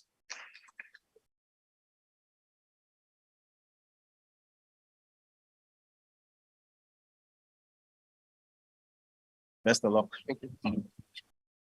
Good afternoon, everyone. Good afternoon, everyone. I hope everybody's doing good. So just very fast, I'll be out of your faces. So my name is Ahmed, and I'm a tour operator. Like I like to call myself a tour operator because I like organizing trips for people, my friends. We go out, try to explore places, see what's happening around. And one of the things I realized when I was, doing this is how sometimes very stressful it can be when you're trying to balance the organizing part of things with the attracting people side, that's marketing, communications, telling people about it, getting their payments and all of that. And this is one of the reasons why we have this solution, but I'll get into it as we go forward. Next slide, please. So the second part is also on, the fact that in the Nigerian tourism system generally, sometimes we think that there's poor demand. We say because we necessarily do not see a lot of people going on tours, right? We don't think that there's market. We think people are scared of security and all of that. And I think that sometimes that's like a limited mindset. Why? Because when we contrast this, next slide, please. So we contrast this with the fact that when you look at Nigerian industry currently, right, we see our music acts, right? We're doing really good abroad. We hear about Afrobeat, we hear about Burna Boy selling out stadiums abroad, right? We hear about Ashake last 2-3 weeks. He did a tour, he sold out the O2, $150 diaspora guys, filled up that place, 20,000 tickets. If you do the math, you know how much we're talking about in terms of tour, right? And next slide. So I just want to point out some key trends that we've noticed, right? So the first one is we have the Nigerian culture out there, right? We're having the spotlight right now, maybe, and we hope that's going to continue to last as time goes ahead. The second part is the fact that we have a growing diaspora, right? Purchasing power is coming there. People are sending back money home. We start to see that sometimes they start coming back to Nigeria during the festive season, try as much as possible to experience the culture. And, we now have these movements of people coming to return back to Africa, trying to identify with their roots, right? And we believe that with all of these trends, right, it's important that we have the necessary ecosystem in place to allow people to be able to channel this connectivity that they feel to Africa to the tour locations where they can easily and conveniently explore different places in the country. Next slide. So I have a question here, right? And the question to you is this. If you were going to recommend, somebody asked you, I'm coming to Nigeria tomorrow, where can I see places that I want to visit, right? Just recommend somewhere for me that I can just check and I can sign up for an experience somewhere. Do you have an answer to that question? Most people don't, right? I didn't. I probably say, okay, Google stuff, or I'll take you around. I'll take you to places. And that's why I realized that, okay, there's probably an issue here, right? Because if you go abroad to certain places, we have the big guys, the cheap advisors, the other guys who will definitely have all of these, right? But when you look at the local parents in Nigeria, almost nothing, right? So, and you also have local apps. Most of these countries, you would have local applications that that bring together all of these tourist sites, attractions, and people that provide these services on one platform, right? And this is what we are proposing today. And this is what we want to build to solve that problem. We want to build an aggregator of tourism, the tourism ecosystem in Nigeria. As a tour operator, I feel like we have a greater advantage if we can partner with other tour operators, put everybody on a big platform, get all the eyeballs, focus there, such that together, right, we can collectively get more and more people into the ecosystem, ensure that we are guaranteeing the quality of the experiences that people who are on this platform are delivering, and of course, other features. So next slide. So our solution is called Galivanta, and basically it's an aggregator, right? So a one-stop shop where people can find tour experiences. So we're going to have different types of durations, different price points. So let's say your budget is 20,000 naira and you want to have a one-day experience in Lagos. You can put those filters in. You can see who are the tour operators in Lagos who are offering this particular service. You can sign up there. We will get a small commission for it, right? So that's the general idea of the product.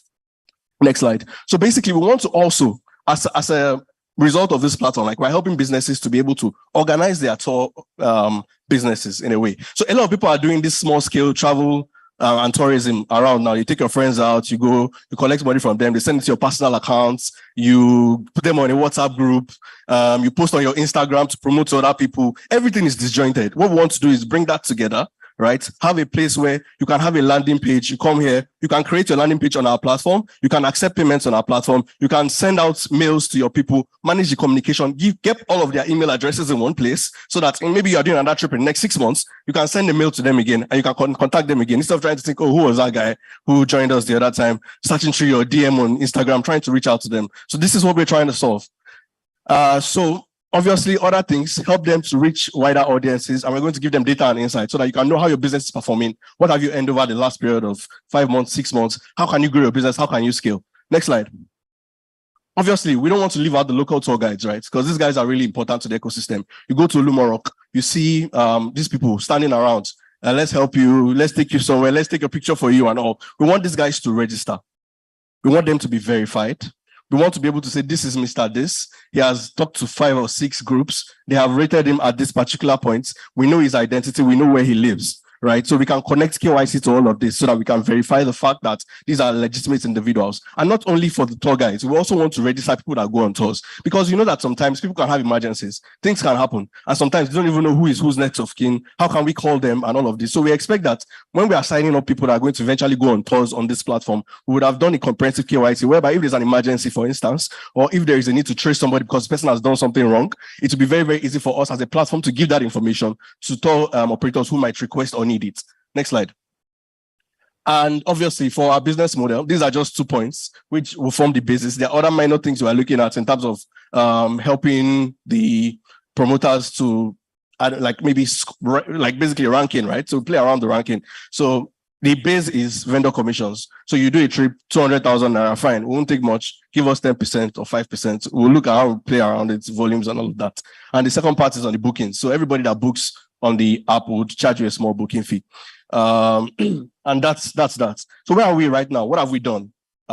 Where we just started this of recent. So we're just building the platform. And we're basically iterating it. So we're trying as much as possible to start signing up people who are in the tour industry, talk to them, understand their problems, so we can tweak the solution a bit and make it something that is really good. Once we have that, we intend to launch in a few months towards the December peak. We see that a lot of events are coming up. We have Afro Nation, they launched their tickets today. We're looking at, by the time we're going into November, we have the platform up and running. We have like a good number of vendors already there, and then we can see what we can do in the December period. Next slide. So invitation to you guys. If anybody's here is a tour operator, you guys do something, you like organizing trips, you are interested, or you want to be a local guide, you want to help people who have come from abroad to see Lagos better, and maybe you want to earn like an extra $100 for yourself, do sign up here. We're going to reach out to you when we are ready with the product. Thank you very much.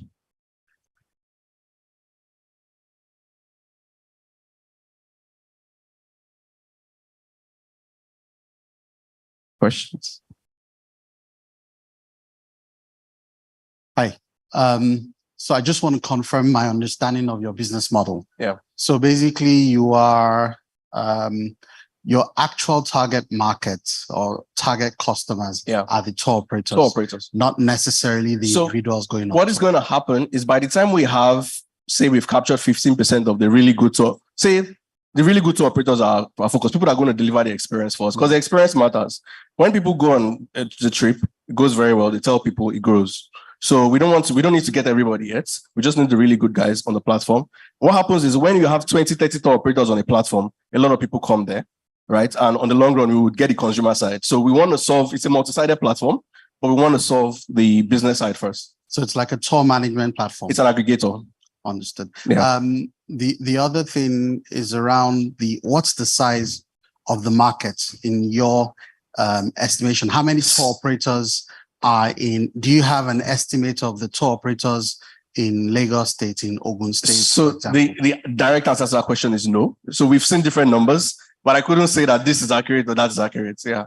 So I have estimates. I've seen a lot of people there are a lot of people that are not registered. They're not registered as businesses, but they operate these things on Instagram. They're like leisure bloggers, travel bloggers, people that do a lot of actual touring, like tourism. You can sign up, go on a trip this weekend in Lagos, and they don't exist as a corporate entity. So if you're trying to rely on CAC data of people in tour and travel, you won't be able to really size the market. Okay. So for now, that's still a constraint.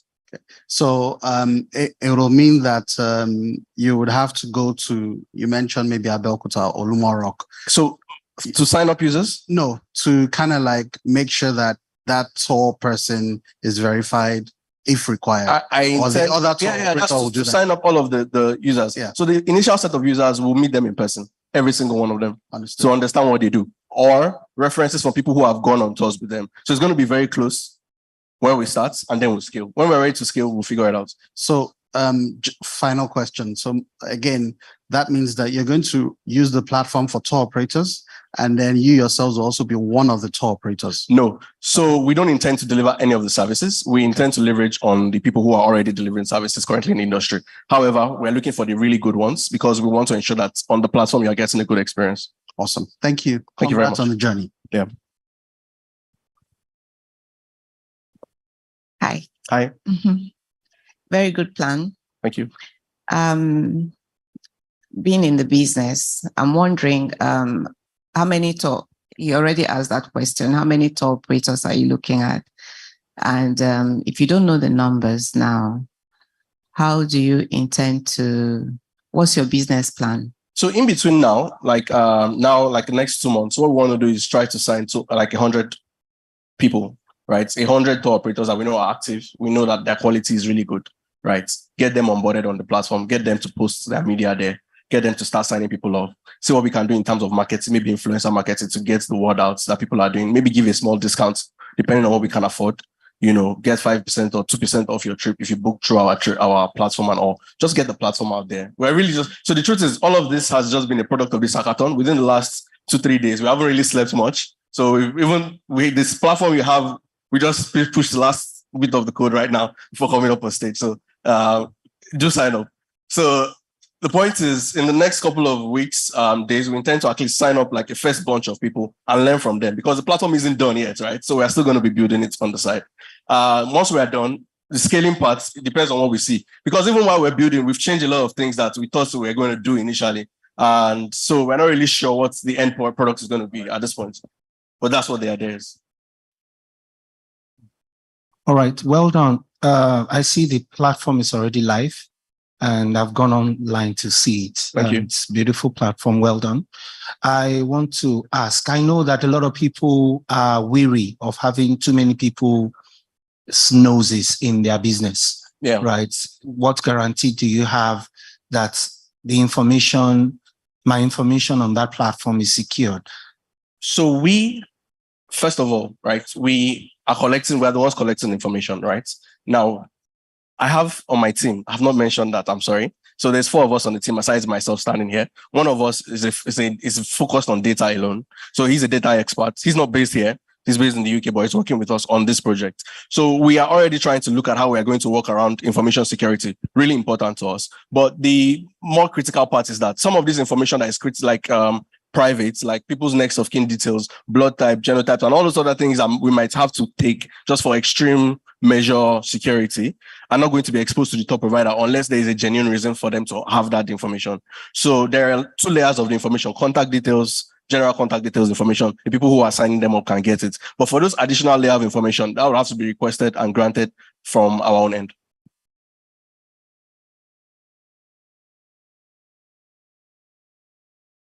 Yes. Your plan for income, yes, is not from tour operators, but from booking fees.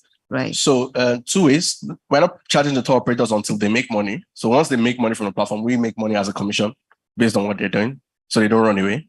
And also, when people are booking in the platform, we'll charge them a small booking fee, maybe 2%, 1,000 naira capped, so that we also get some revenue on 2 sides. And the tour guides eventually, when they start coming in, small commission as well.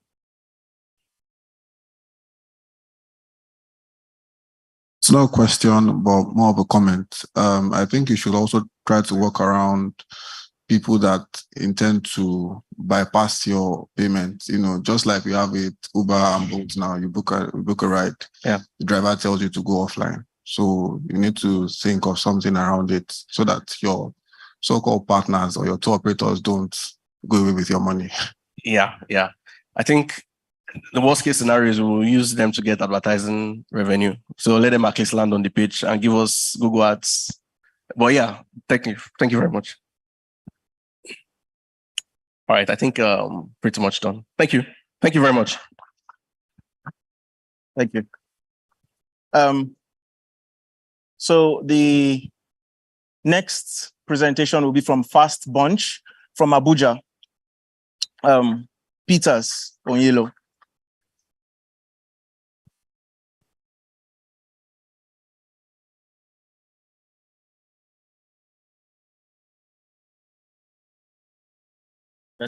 Thank you. Yeah. Good afternoon, everyone.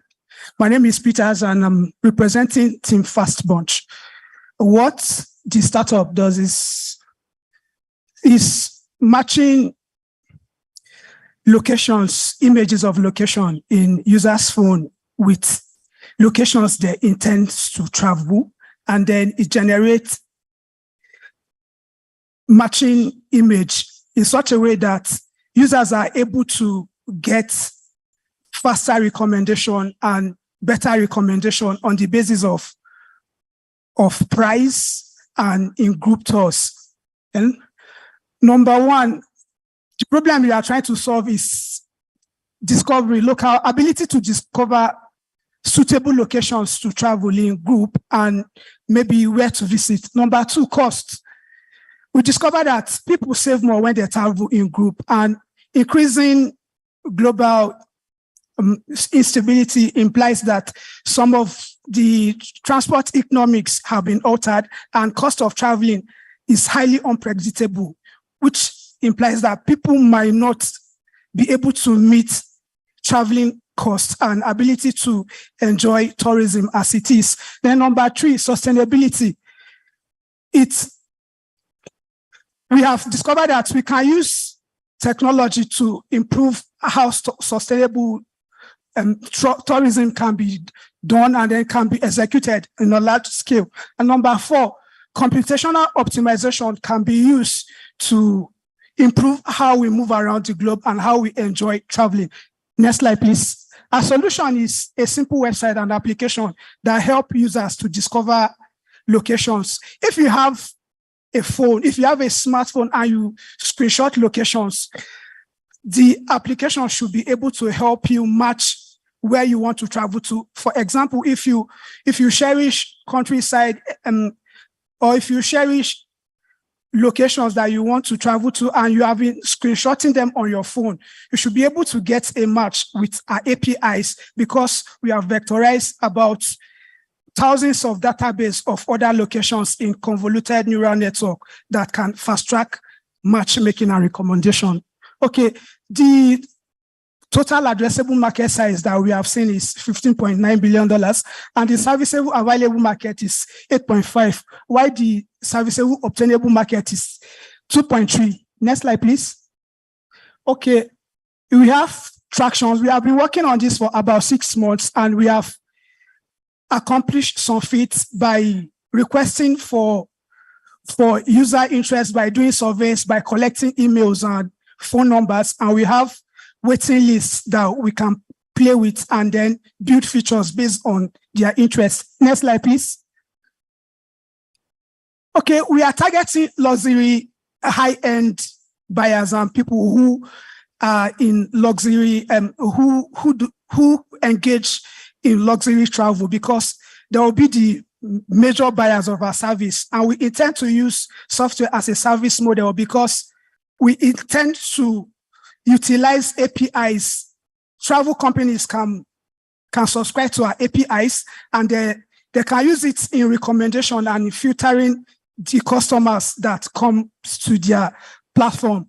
So we are focusing on high-end users, people looking for empty leg who use private or charter flights a lot, will benefit from what we are trying to do.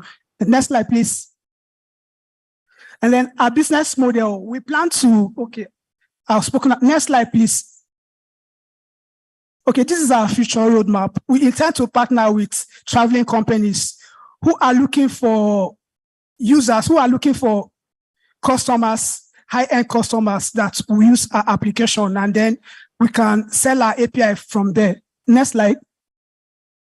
Okay, what we are trying to do is we should be able to have a kind of database that will pivot us from a tourism company to a full data service company, and we're just using tourism as a facade, and we can actually grow into a database company. Next slide, please.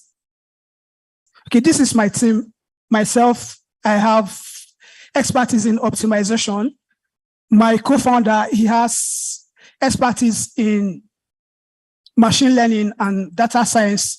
Then the last person is our mentor, and he has 13 years experience in machine learning as well. Next slide. Okay, this is the interface homepage of how our web application will be like. Next slide, please. For group tourism, this is how it's going to be like. People can book tours in group. And then next slide. Okay, it also facilitates social login. Our technology for now is Laravel, because it enables us to prototype fast, and then it enables us to roll out APIs that will onboard many developers, and we can build features even without us having technical expertise in some of the technologies that will be used by third-party developers. Next slide. Okay, thank you.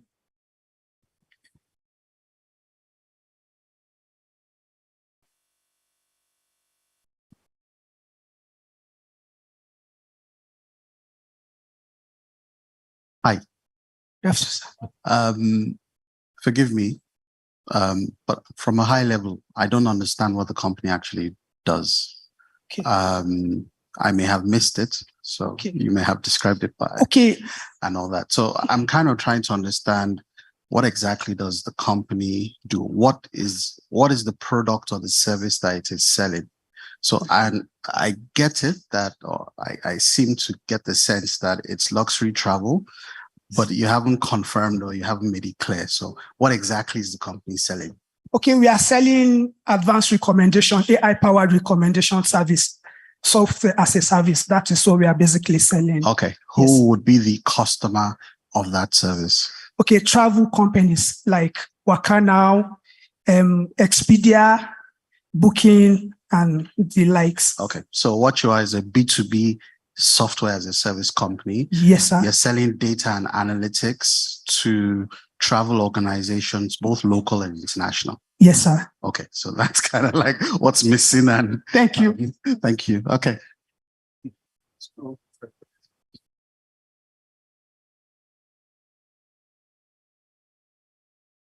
Okay, so the data you're selling, is it for travel management companies, tour operators, or for leisure? What kind of data do you think we're going to get from your products? Okay, we are trying to sell, number one, images. Then we are trying to filter out interests, and you'll be getting information about how these people are trying to budget or what they are likely to pay for going to those places they screenshot and those places they are indicating interest on when they are likely to go there. Okay. So you're talking about leisure, but from my experience, what is important to travel companies now is price maximization. And that's also what is important to users, because there's not much money in the market. Okay. If you're creating a niche for luxury travel, then your market might be limited. It might be streamlined, because even the the companies that use travel management companies are looking for lower costs. So I'm really struggling to understand the kind of data that, because AI is very, very important in travel now. I'm really interested in it, but I need to understand how, what my travel management company, for example, can get from your company. Okay. Number one, the recommendations that we are trying to provide is not a standalone process. For example, a user can interact with the app multiple times, and they will drop information on the app as they progress in their usage. So those information, if they allow us to share, could be passed on to a third party. So number one of them is location. It's very easy to filter out income range of people living in a particular area, in a particular geography. For example, you can actually do the statistics and then filter out, or you can extrapolate. Then that is a very vital information that could be passed. Then number two, you could get information on their interests too. It could help you forecast. For example, if I'm using AI to break down image of a prospective user where they're intending to go in the next 6 months, it means a travel company could get a hint about where these users are likely to go in 6 months' time and prepare to dedicate resources towards actualizing a particular customer's dream of visiting those places. So those are the kind of. All right. So, well done. Thank you, sir.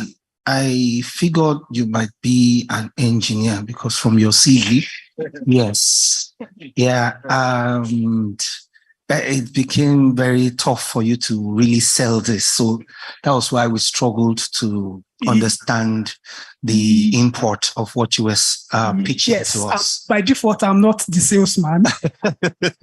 So I understand you. Yes. I also am an engineer, so I understand what it is, the struggle, you know.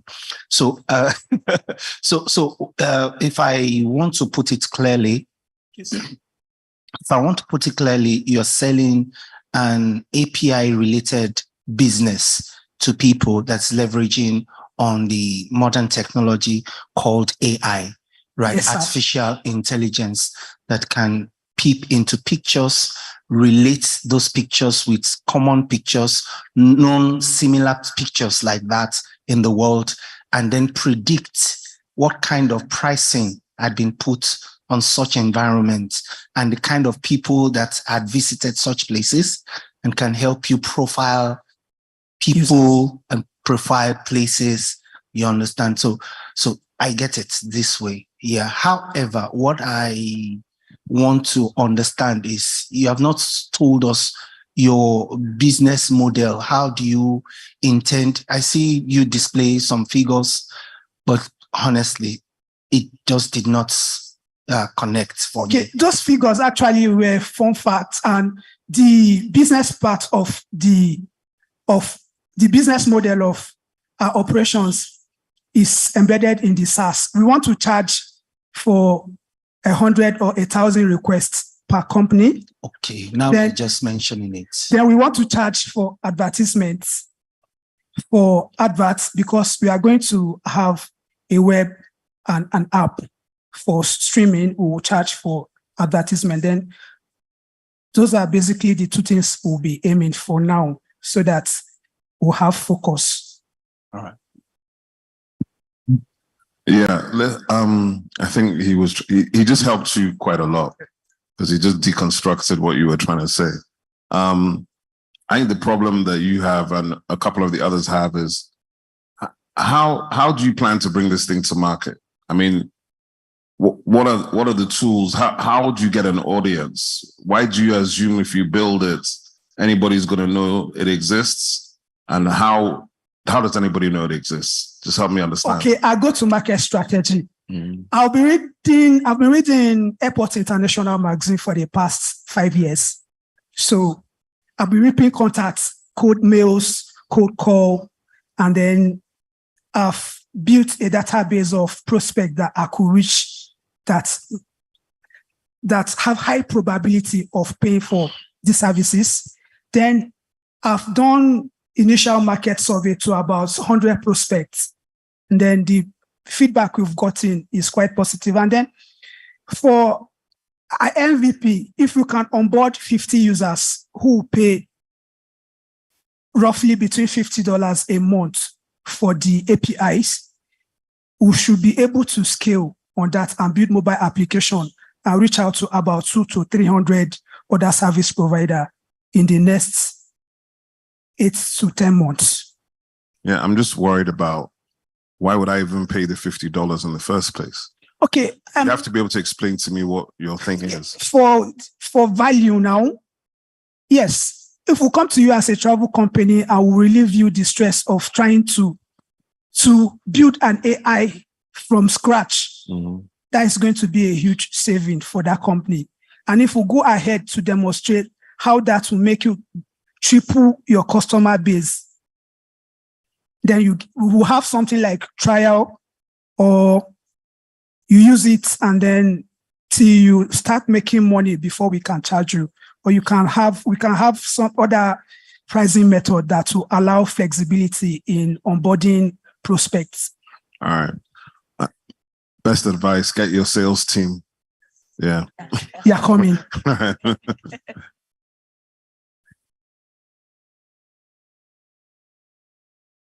Thank you.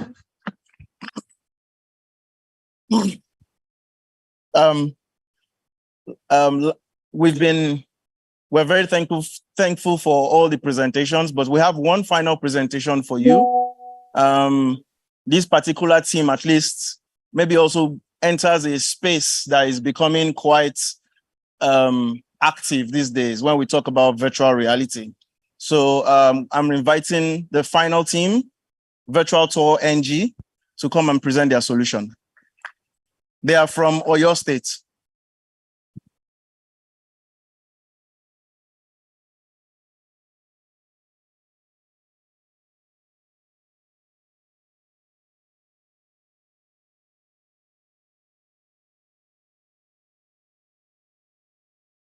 So who's presenting? You are. Best of luck.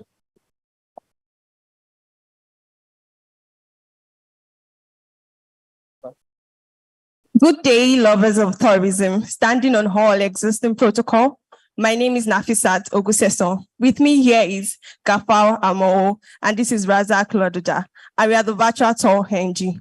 But before we begin our presentation, we'll kindly indulge Mr. Ifolua for 30 seconds to please come on stage for a small live demonstration of our solution. Thank you.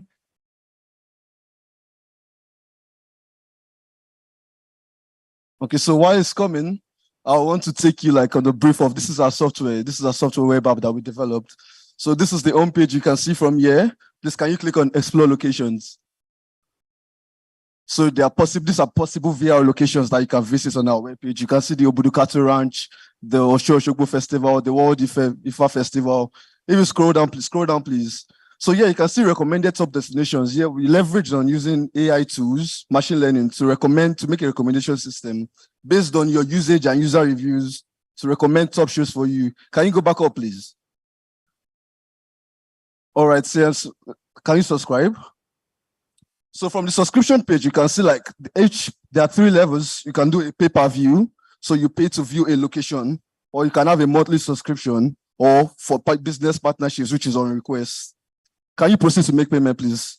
By the way, this is just a full demo of the app. This is not yet live and running. So can you scroll down, please?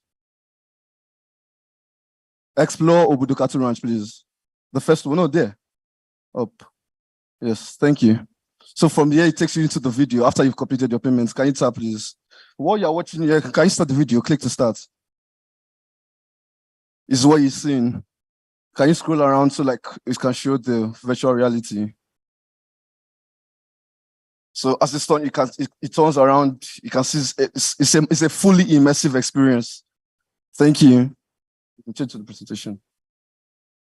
So what we've shown here, the front end was built using React and JavaScript. The backend was built using Django. We used MongoDB to implement our database, and we published this live on JIT from our repository. Thank you. Mr. Ifeoluwa, thank you so much. We apologize for any inconvenience. You may go back. Thank you.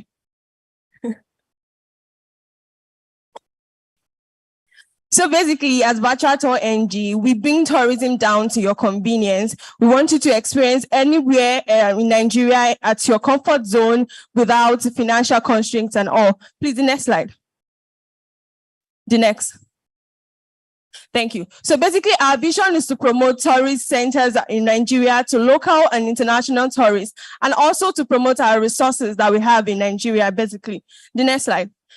As a brand, the problems that we identified are four. We have financial incapacity, accessibility, cultural decline, and also the logistic concerns that happens with domestic travels. Please, the next slide. In Nigeria, we appreciate the fact that there are so many tourist resources that we have. The virtual tourism market was worth 6.1 billion in 2022 and is expected to grow as 29.1 billion by 2028. So this shows us how big the virtual tourism space and also the market is. And in Nigeria, we already have many cultural heritage. We have the appreciation, we have the population, we have the resources, which shows that while we have a chunk of people that do these domestic travels, we can have the larger part of it in virtual tourism. So I can be in Ibadan and experience Calabar. I can be in Benue and experience Lagos State. So we want to bring all this immersive experience down to your convenience, basically. The next slide. Our BTN solution. Firstly, we have a user-friendly web application with VR integration that allows you to experience these virtual spaces, your tourist centers at your own convenience by your own time. The next slide. Okay, thank you. We've integrated artificial intelligence to have real-time streaming of video that you can enjoy at many times as possible. So for example, for domestic travel, you can only travel to, let's say, Calabar once, but with VR, you can watch Osho-Osogbo Festival as many times as possible. You can relive these memories, you can watch it again, you can watch it with friends at low cost. So basically, that's what we are doing. The next slide. Impact analysis. For every solution, it has to make certain impact. So at Virtual Tour NG, we are making this following impact in regards to education. We are benefiting students. There are so many students that want to take excursions, but maybe because of funds and also logistics, we've sent proposals to certain schools to let them know that we can bring down the excursions down to their schools and just allow the students to see museums, parks with VR sets, and they don't need to actually just travel along. There are lots of logistic concerns that require travel to a longer distance, but we can provide this at their own convenience. The next slide. Okay, yes, it's also for us to promote cultural heritage, like we said. You can be in Yoruba land and be able to appreciate the cultural heritage in so many other places of the north or the south. And also we are fulfilling SDG 9 and 11, which is industry, innovation and infrastructure and sustainable cities and communities. Next slide. Now you may ask, who exactly is our target audience? As a brand, our target audience cuts across every set of humans. Like we said, we have students, we have local, and we have international tourists. And we are giving this at affordable prices and by your convenience. So everybody is welcome. Everybody is welcome with this idea, and we are not excluding anybody. The next slide. Thank you. Hello, sir. Hello, Mas. My name is Gafar Amo. So right now, I will take you around the revenue strategy that we have for VTN. Our platform offers a sustainable business model where revenue will be generated through user subscriptions and pay-per-view model. Next, please. Also, we've created a strategy for excursions for both private and public schools across Nigeria. Next, please. As we are trying to consider people that cannot have access to VR headsets, we intend to set up a VTN centers across 6 geopolitical zones in the country. And these are the selected states so far. From southwest, we have Lagos and Oyo. From southeast, we have Imo and Anambra. South-south, we have Rivers State and Delta State. North-central, we have Abuja and Plateau State. Northeast, we have Borno and Adamawa. And in northwest, we have Kano and Sokoto. Next, please. So to execute this project, we are requesting an investment of about $452,000. This will cover the operations, the management, the new teams in board, the new offices we are going to acquire across the nations, and running costs and maintenance. Next, please. Okay, so I'll hand over to my co-founder. Thank you. So how do we stand out as an organization or as an innovation? Firstly, our model, our solution as a 4-part model, it takes care of the tourism sector. It takes care of the education sector. It takes care of promoting culture, and it also gives you a sense of adventure. Many people have no experience using a VR headset before. That's the sense of adventure. Many people have not been to many places. I personally myself have not been to Ubudukatu Ranch, but I can tell you everywhere in Ubudukatu Ranch right now, just from using the headset. That is also educative because now you can explore more places that you've not been to before. And finally, it also promotes culture. For example, now on our platform, we have the Osho-Oshogo Festival. You can watch the full thing in an immersive experience over and over and over again and experience that culture fully. Next slide, please. So here's our team. We have Gafamo, who is here. He's the VTN founder. He's a metaverser. He's a VR video creator. And he's also a creative director. You have myself, I'm the co-founder. I'm a MSc data science holder from Pan-Atlantic University. I have tons of experience with software development and web app development, as well as creating business, as well as creating machine learning models and AI algorithms. We have Nafisat Ogusesion. She's our head of management. She has over 5 years experience in management. We have Razak Kazim, is a digital marketing strategist. We have Daniel Owolabi, our backend developer. He's competent with Java, both Java and Python app framework tools. We have Sochuma Nwakoye, he's a lecturer at Pan-Atlantic University and the software engineer himself. Okay, thank you. So you can contact us at our email at virtualtourismng@gmail.com or our website at virtualtour.ng. So to conclude, like I say, personally, I've experienced Dubai Park and it was through VR. I've not traveled to Dubai before, but at least I know a little bit of what it takes. So basically, the essential thing we do at Virtual Tour NG is to bring tourism down to Nigeria at your convenience. Thank you.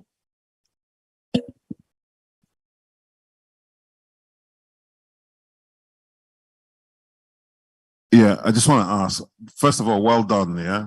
It's good to see. But just to ask, in terms of content, when you show these virtual tours, right, and this is really important, is there any context? I mean, so I'm watching Obudu. Is there a voiceover that tells me this is what I'm seeing, or the Oshun Festival? Because just watching stuff without music and content means it's flat. So I just want to understand. So for each location, thank you for your question, sir. For each location, there's a guide attached that takes you through the videos, that tells you everywhere. As you are moving through the video, it shows you, okay, this is this, and explains each of this. That's the educative part of it. So each video has a guide through that takes you throughout the video, that explains everything from the beginning to the end of the video for you. Thank you.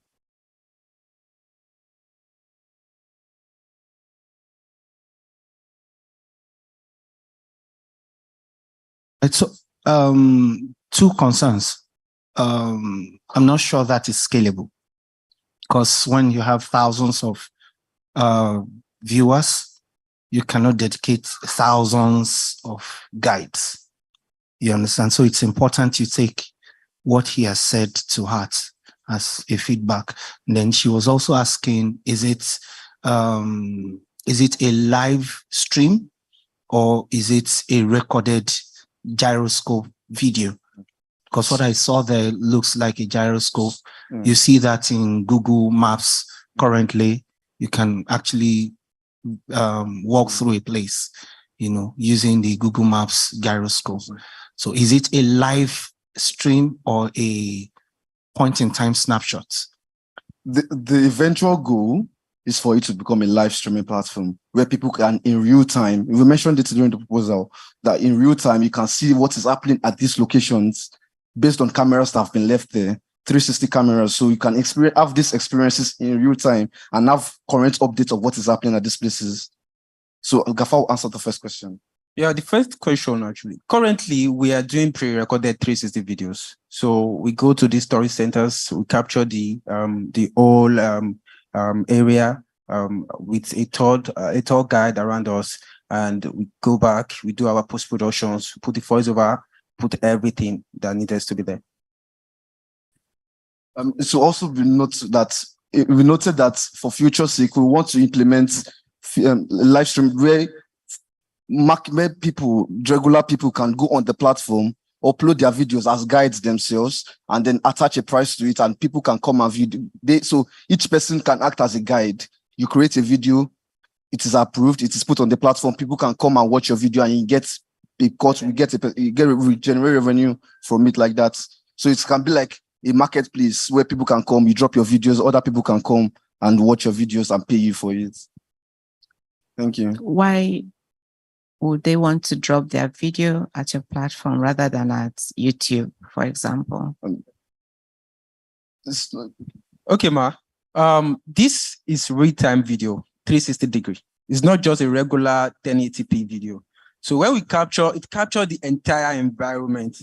If you look at the backside, you see what is supposed to be there. You check your left and right. So it can only happen on this platform like this. I think YouTube also have a feature that you can upload your VR videos content as well.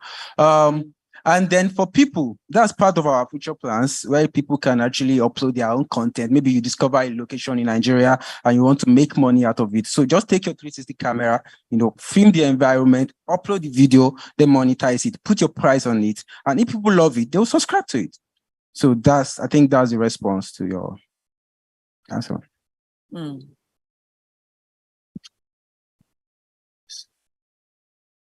Hi, congrats on the journey so far. Thank you, sir. we needed that. Thank you. It's a journey, and the good news is that you have something there. In fact, I like to say there's a there. So there's something there, and so you will continue to iterate and pivot, and so it's a journey. So congrats on where you are right now, and looking forward to more things. So at least that's enough motivation, right?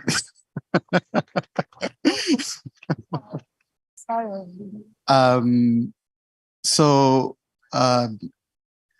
one of the things that struck me, and I don't know if this is something you guys have thought of already, is that with VR, there's a lot of gamification opportunities. Which then means that you can integrate this with, yes, the travel industry, but even people who are exercising, riding bicycles, and things like that. So just wanted to ask if this is something that you have thought of, and if you have started that part of the journey yet, or if things are still in early stages and all. All right, so when we started this, our major problem was getting the videos to host on our own platform, especially VR videos. So by the time we hacked that, we realized that, okay, we don't need to even do this for just tourism centers anymore. We can do it for gamers. We can do it for live applications. We can do it for live streamers. We can have it for anybody that wants to have a 360 camera. Can have a platform, or can have a spot on the platform, and then have a live streaming session from their own ends. So you can have music videos, you can have producers, you can have live parties in 360 form where everybody just connects with their VR headsets. So it's way bigger than we could have imagined. There's so much more potential in it, and we plan to get as far as we can in it. Thank you, sir. Finally, I want to ask, because my understanding is that this is going to be heavy videos. So is it cloud-based? Is it what? Cloud-based. Right now it's cloud-based. That's what we are using. We use the cloud computing platform, CDN, to compile our videos. We framed it in Ephraim, used Ephraim's algorithm to get the videos to run on our platform, in our CDN platform. So it's cloud-based. Everything is strictly cloud-based. So what is the, have you been able to calculate per user the amount of data that will be Yes, we have. For a 30 minutes video, you use about 1.3 gigabytes of data. So it's not too much. It's not ridiculous. Okay. So about 1.3 gig of data for a 30-minute video. For 30 minutes, yes. Okay. So do you have, it's heavy. So that's why I was asking on the cloud side of things and all that. Do you have, it might be interesting for you guys, if you haven't done this already, to see how you can partner with some of the data providers or even the cloud providers so that they can throttle or hold back, data usage per time based on the activities and all that. Because you can imagine, let's say, I think we have Mrs. Obi here who runs the Women's League, Nigerian football Women's League. So imagine 1,000 people are using your solution and maybe even watching the matches live, VR, yes, through VR. So how you then provide access and manage the data costs will then become very interesting. But thank you, congratulations thank you very much, sir.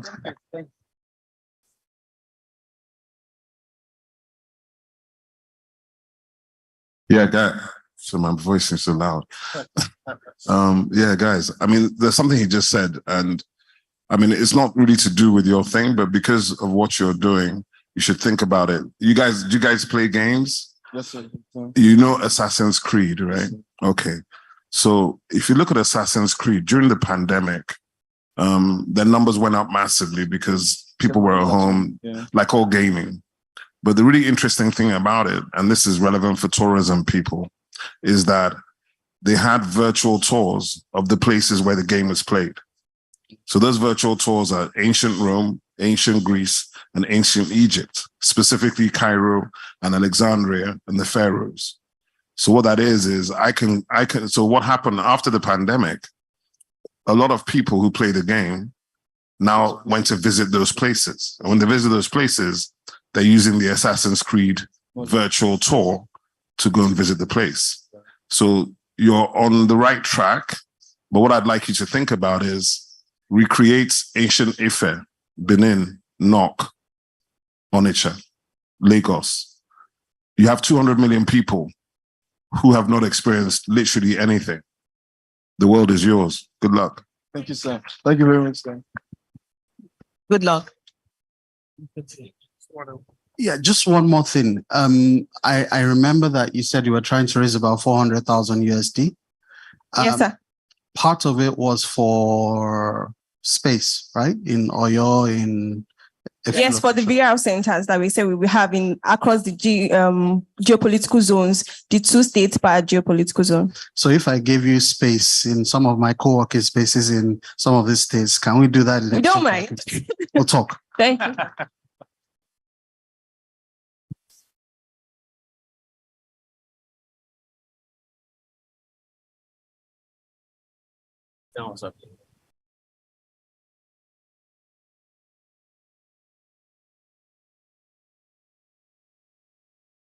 Let's celebrate these youngsters. Let's celebrate them. Just let's celebrate them.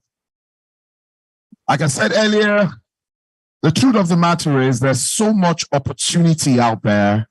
And if we tax ourselves to continue to dig into them, we will be shocked the kind of things we're able to unpack.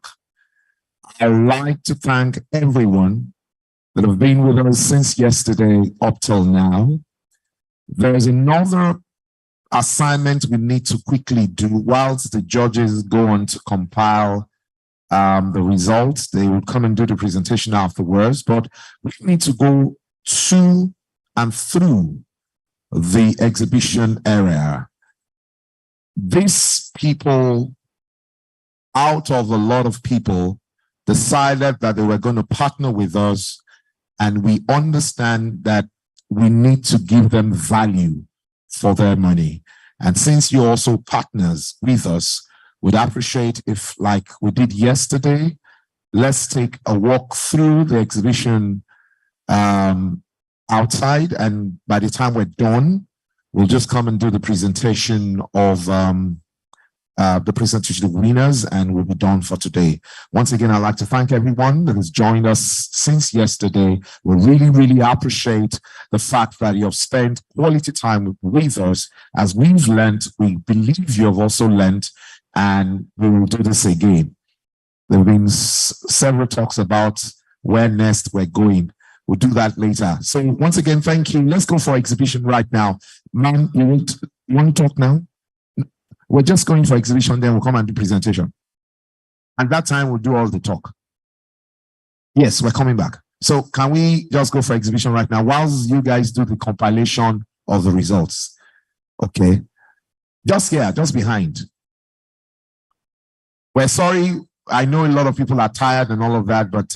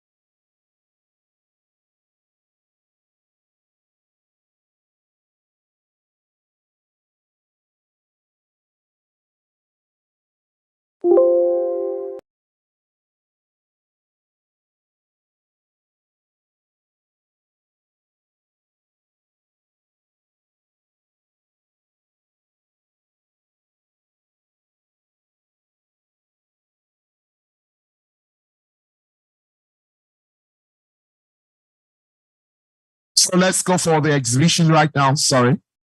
Can we just take a walk through the exhibition stands? Your leadership, sir. Your leadership, sir.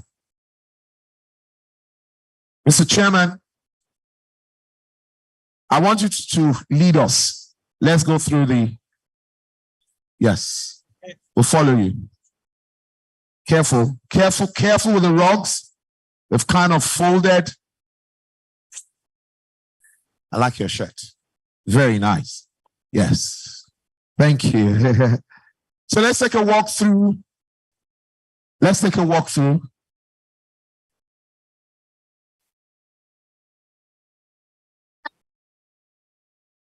Yes, we're taking a walk through the exhibition stands.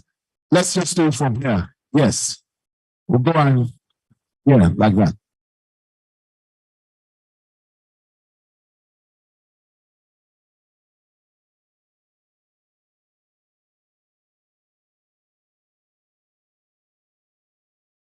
Right, so we're coming to the exhibition stands now. The exhibitors, be ready for us. Everyone is coming to see your stand. Exhibitors, be ready for us. We're first at Angel Style. Yes. Yes, it's nice to meet you. Yes, Angel Style is a travel and tourism company. We package destinations and we provide tours for you. If there's anywhere you'd like to visit, we can do personalized, like tour packages for you, your family, group of children. You know, we like to promote culture. We like to educate our children. That's why we have some monopoly here to teach people how to know financial investments and the likes of it. And, you know, we promote culture. So we have all of this displayed so people do not forget their heritage and the likes of it. Yes. Welcome, Ma. Welcome very much, sir. Yes. Yeah, that's a spoon. Yeah, you know, the Hausa, yeah, no, not to drink water, maybe to serve like pap or some cereal, you know, or some soup. Yeah, it works perfectly. Yeah, we all of this on display are for sale. Yes, sir. Oh, okay, yeah. It's not so expensive. 3,000 naira, sir. Yes, sir. Just can I have the nylon bags? Nylon bags, please. It's a spoon. Thank you, sir. Thank you. Okay.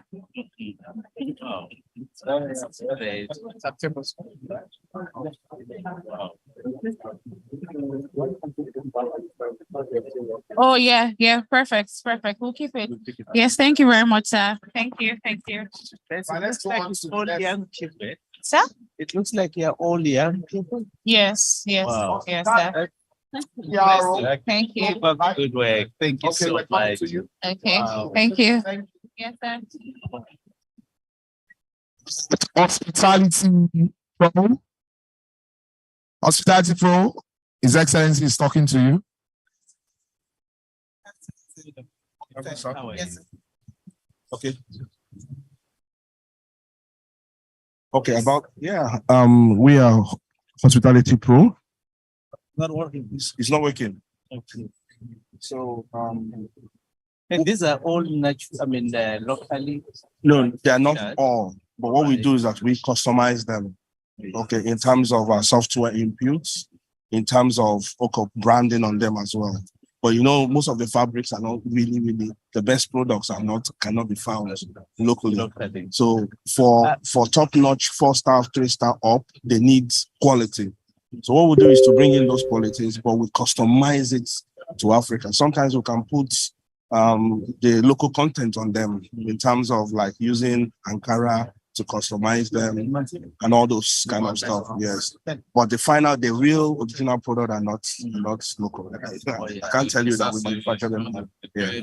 You know, when I say locally, when you talk about locally, Like what you have on your shirt now, we can create this on all those products, make some level of customization.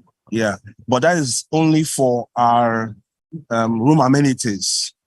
So when it comes to software, in terms of linking tourism to hotel, we provide the handshake, the local content handshake. So like Waka now, we write interface to talk to them so that they can connect directly to hotel systems with all other channel managers and tour softwares in the world. So where do you put your linen? Most of your linen? Some of them from Turkey, some from Turkey, some Portugal. Yeah, but it depends on what you want. Sometimes some come from China as well. But our highest grade is actually from Portugal. Okay. Yes. Wow. Wow. And the best quality is from Portugal. That's what I thought. Wow. But you must try to explore in some of these. I know that Botswana, they have created a number of cooperatives where women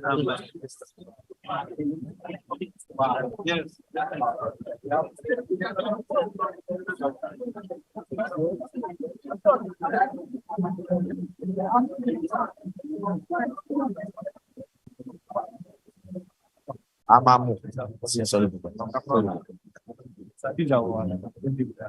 We're coming.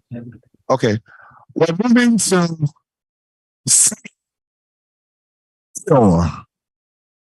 we're here at Slickers. Sleek course. All right, we're here.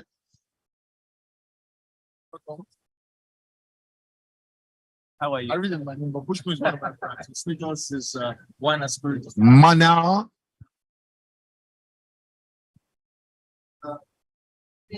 Hi, welcome. You're doing great.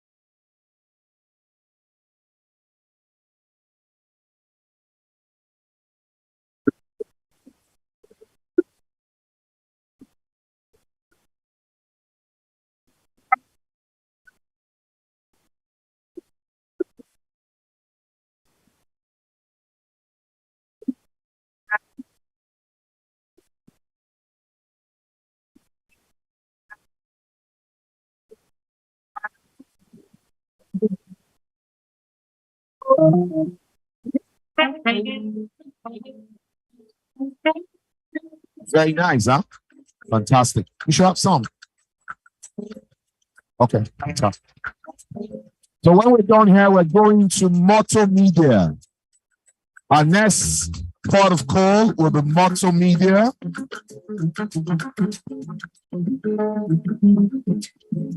Moto Media, we're coming.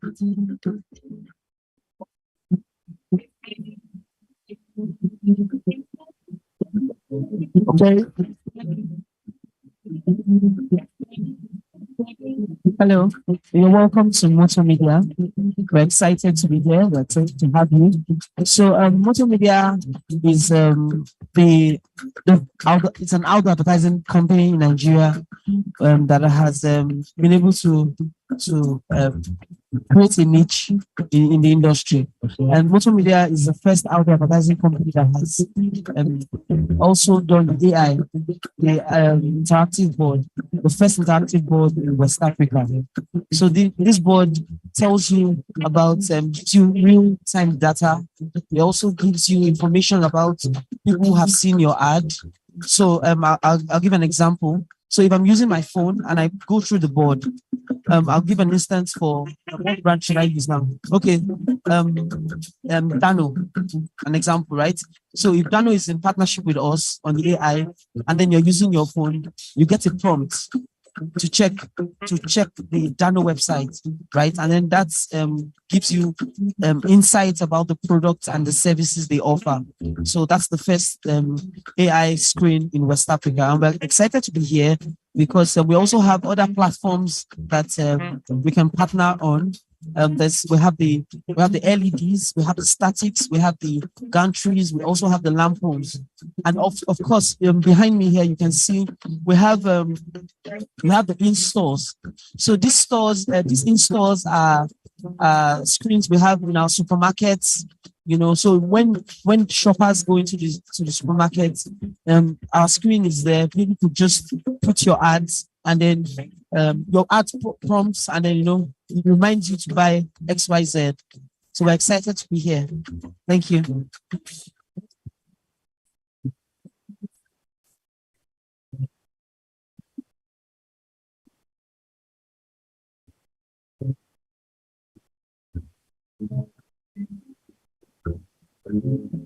Okay, so currently we're taking it one step at a time, right? Like I mentioned, we're also in West Africa, we're also in Kenya, we're in Ghana. Yes, so we're also looking for opportunities to expand. So if you have contacts, we'd like us to we're available for partnerships to grow the business. When woman they hold him breast, when she they run, God say the breast will fall for ground. God say the breast will fall. God say the breast will fall for ground. God say the breast will fall for ground. You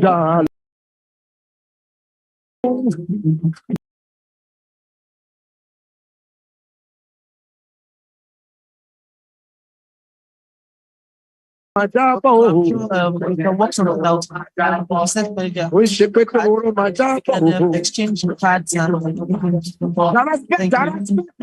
I know so we're actually open to partnership. my own. We'll send you an email and then we'll pick up the conversation. Thank you so very much. All right. Yeah. Yeah, right. A man that is blessed amongst women. All right. Yeah. Thank you. But you don't know tomorrow brings. People dying like flies. Yeah, thank you. Every day. What's up there? You think about it, but you don't believe it. You will only know when the man is along that boat.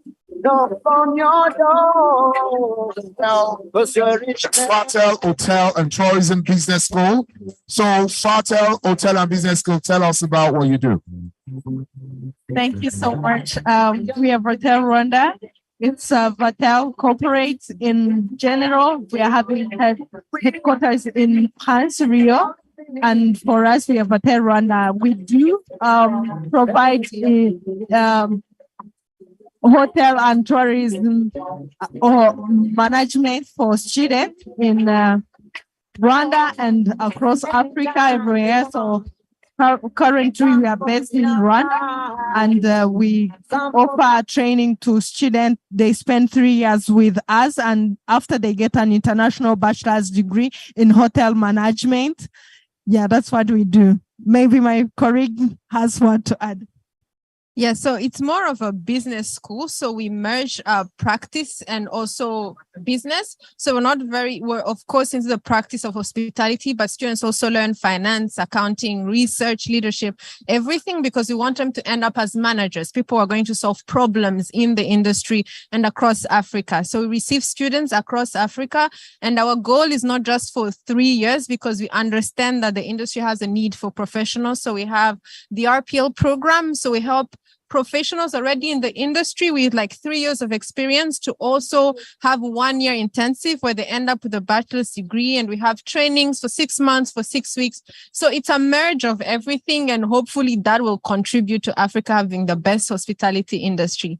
So we're looking for partners who also have the same vision, the same goal to move Africa forward. So we want hotels to partner with us because our students have internships every year to get the experience, but also the theory. So we want that as well. So we're working with partners.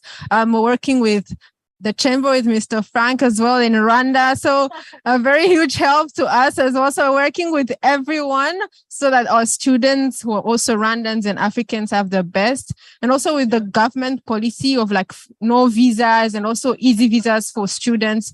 It's very easy for even students who are not Rwandans to have like that opportunity to be across Africa. Yeah.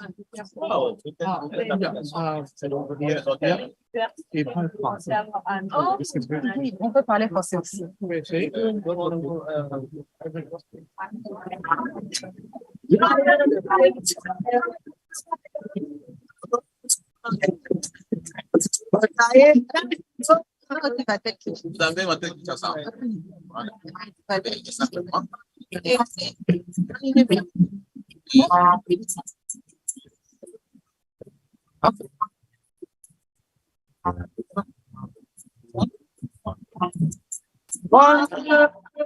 Nous sommes une université, et puis aussi l'organisme, on a il y a 3 ans, donc c'est physique, on a un campus à Kigali, et puis c'est 3 ans, on a comme l'alternation entre la théorie et la pratique, les étudiants viennent, ils ont la théorie, l'hospitalité, le business, le management, et puis la pratique. Alors on a comme un centre d'excellence, ça s'appelle du droit, et puis les étudiants font là-bas pour leur expérience dans l'hospitalité. Puis après 3 ans, les étudiants bachelor's, un international hotel management. Je ne sais pas comment on appelle ça en français. Ah oui. Mais aussi, on a des programmes, comme des programmes à part pour les professionnels dans les industries. Donc, si tu as 3 ans, dans l'industrie, tu peux encore venir à Vatel et puis avoir 1 an intensif et puis tu finis avec déjà comme international bachelor international. Ah oui. Le même comme let's get together and be all right. Let's get together to fight this holy anarchy. So when the man's done, there will be no doom. Have pity on those who stand it.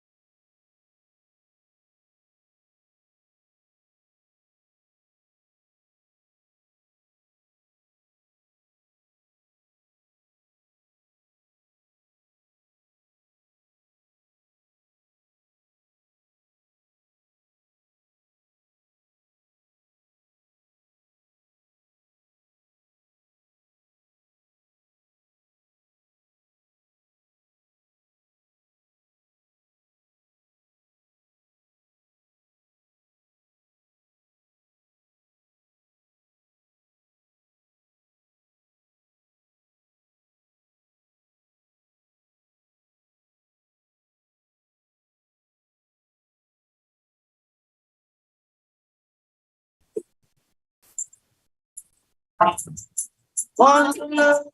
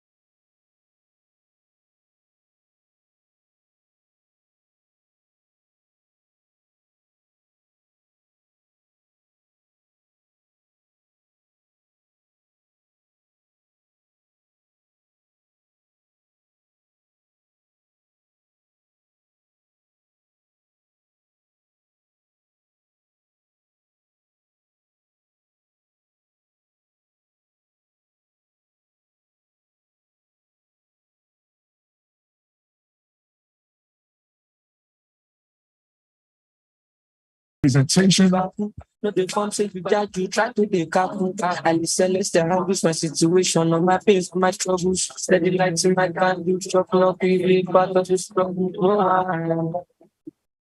We still have 3 exhibition stands to go back to. So let us quickly do the presentation so that we can go back to it.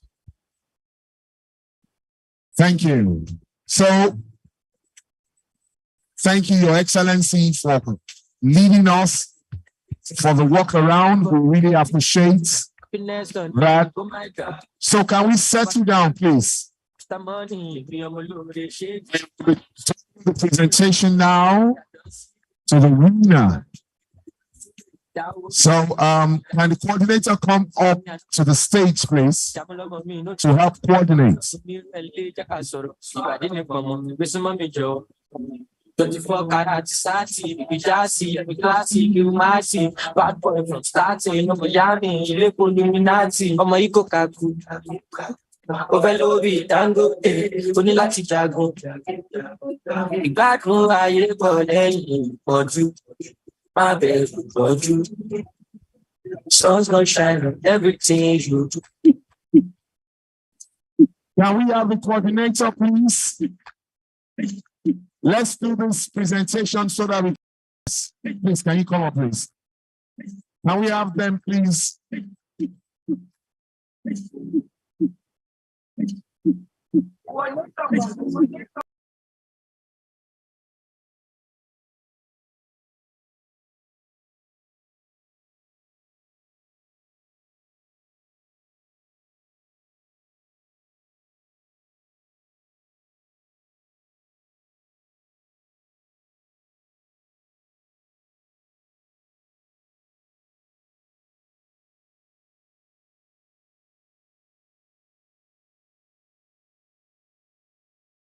Thank you.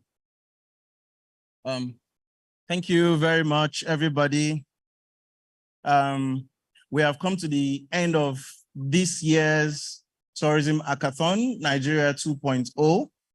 We want to say a big thank you to all our partners and sponsors, starting from Aura by Transcorp Hotels, Transcorp Hotels as well, and of course, our partners, Pyne and NESG, and of course, the UNWTO.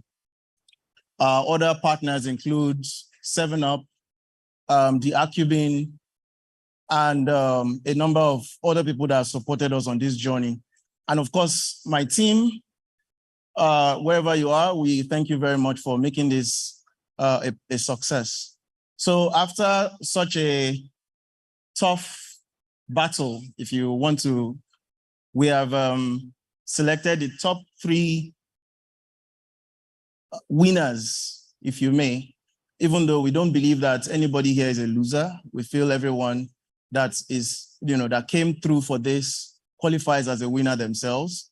As you'd imagine, they're already getting eyeballs, which is what we want. We still want more support for the program, and we look forward to working extensively. I would like to invite at this point Mrs. Ngozi to join us on the stage, supported by Amaka as well. Please give them a round of applause. And then I would like to invite Mrs. Ifoma from Transcorp, joining them as well. And of course, the rest of the judges, that's Ifeoluwa from LSCTF, and then John Atomode from the Archiving. The very first, where's Topper? Okay, oh, you have it here, okay. Okay, we'll do third first. John is gone, okay. All right. The very first award we will be presenting, I think you present third prize, second, and then the final one, yeah? Okay, so the very first award we'll be presenting will be for the third prize. And this goes to Team Galivanta. Team Galivanta, please come on stage to receive your prize. Hello, Africa. Tell me how you doing. Yes. Hello, Africa. Tell me how you doing.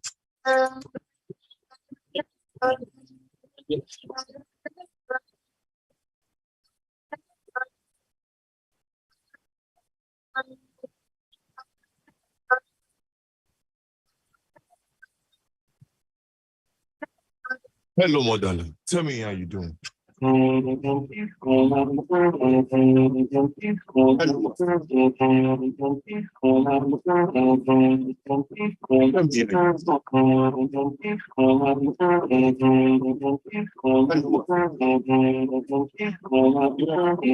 you. To present the second prize, Amaka, you join her. No, so you do fine. So you join her.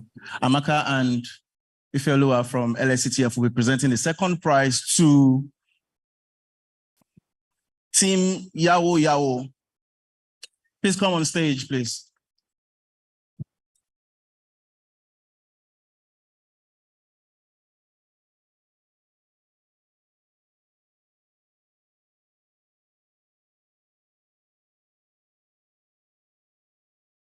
Where's the sound? Where's the music? Give them something. Okay.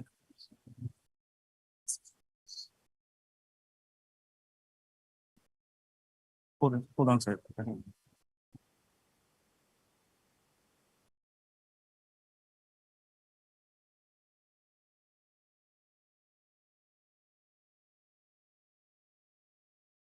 Amaka, the plaque. That's right. Thank you. Thank you very much. So I'm sure everyone is excited to find out who has won. But this year there is because we're on Pyne-Nesg stage, there is a bit of a twist, because the winner, the team at Pyne Awards have decided to also give a plaque to the winner for this year's Tourism Hackathon, Nigeria. And of course, Aura by Transcorp is also sponsoring them with some cash. All of these cash prizes are actually sponsored by Aura by Transcorp, by the way. Please, a round of applause for them, please. To present the cash prize will be, please, a round of applause for them, please. To Team Virtual Tour, winners of the Tourism Hackathon Nigeria 2023.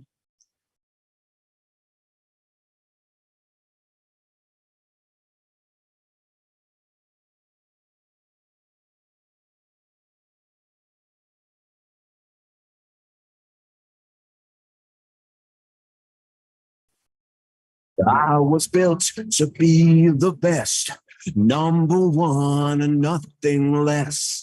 Lead me to my destiny. I have waited patiently. I have vision, oh, I believe. I know I can count on me, so stand up for the champions, for the champions. Stand up, stand up, stand up for the champions, for the champions. Stand up for the champions, for the champions. Stand up. Stand up, stand up. Thank you very much for your support. We hope to see you this time next year. Thank you very much.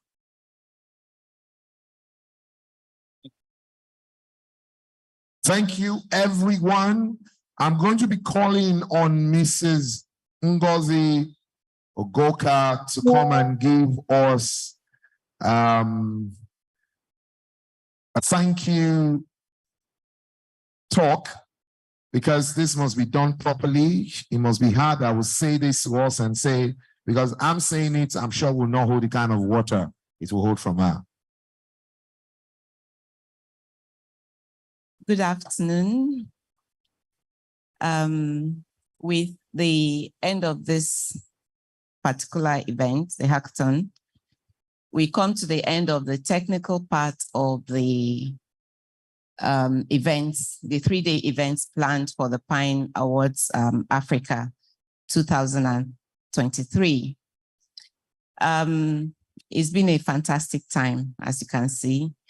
And there are so many people to thank, so many people, all of you that came from all over Africa to support us again for the 6th time. There are some that are just coming for the first time. I want to apologize again for the problems you had at the airport. I promise you that it's not going to happen again. This is the last time you're going to have that kind of experience, because we are going to finally nip it in the bud. I want to thank all our speakers. We had fantastic speakers over the 2 days. I'd like to thank the moderators and all the delegates that made it to this event. I especially want to thank the Minister for Tourism from Malawi, who has gone to see Lagos, as women would like to see Lagos, because she's leaving tomorrow. But she'll be here later. She'll be here later tonight for those of you that are going to be here. I'd like to thank my brother, my chairman, the chairman of African Tourism Board, for leading the delegation of African tourist organizations to come to this event. Thank you very much for showing up and for all your support. I know what you did for Amaka and I over the course of planning this event. Thank you so much. I want to thank all our delegates from Ethiopia, from Kenya, from Ivory Coast. Please give our very, very best wishes to the minister, and I hope he'll be able to come next year. Thank you for representing him so ably. Thank you. And I want to thank all the ambassadors that represented their countries at this event as well. You're all very welcome, all the delegates, you're all very wonderful people. Thank you so much, and we hope to see you next year. Thank you. You're all invited to the Pyne Awards Africa tomorrow. I know that is by invitation, so please try and get your tickets online. The links are online if the seats are still available. I'm not sure. It's sold out. Okay. So please, next year, make sure that you buy your tickets on time, because it's usually a very spectacular event. Thank you so much for coming. See you next year. Bye. Au revoir.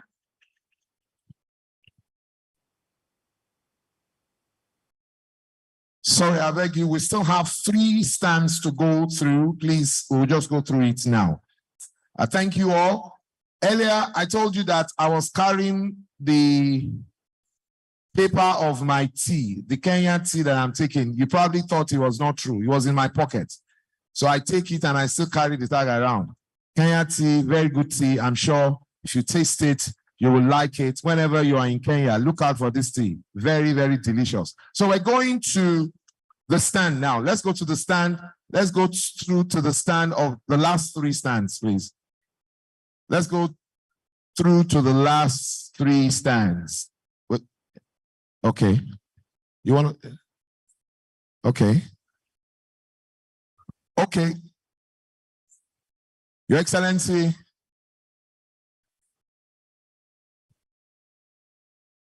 Just allow him pass. You'll see him there. Let's quickly do this and we can go. Sir, yes, let's go.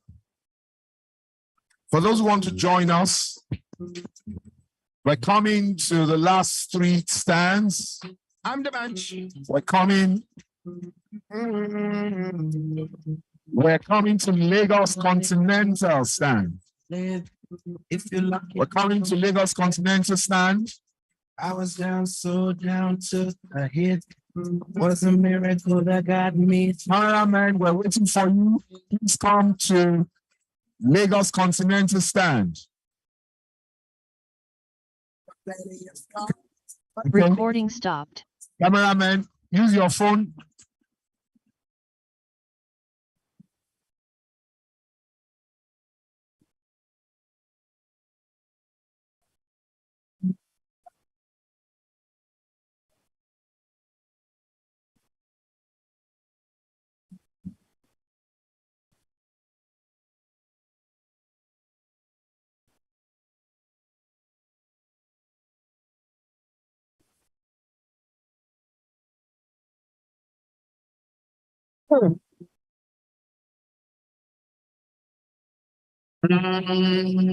Looking back now, there's no regrets. Moving forward, that's what it's meant. Wouldn't change a thing, even if I could. I'm stronger now, must been the war. Made my deal. Hotel. We're coming to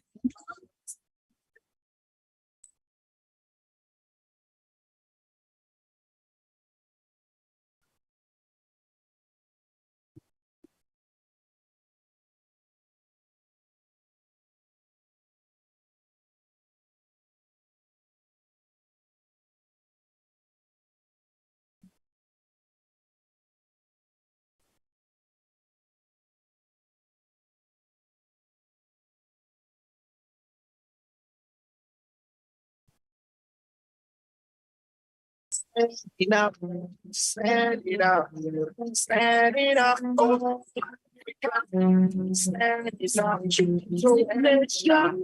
Go,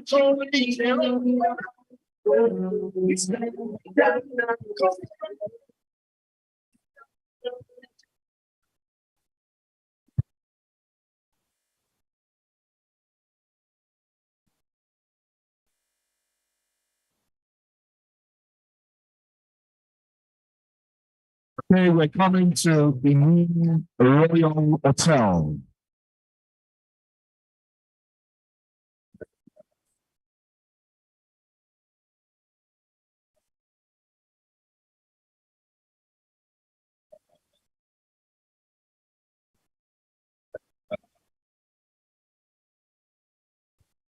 Hearing it so down, choosing your battle. Pick yourself up and dust yourself off and back in the saddle. You're on the front line.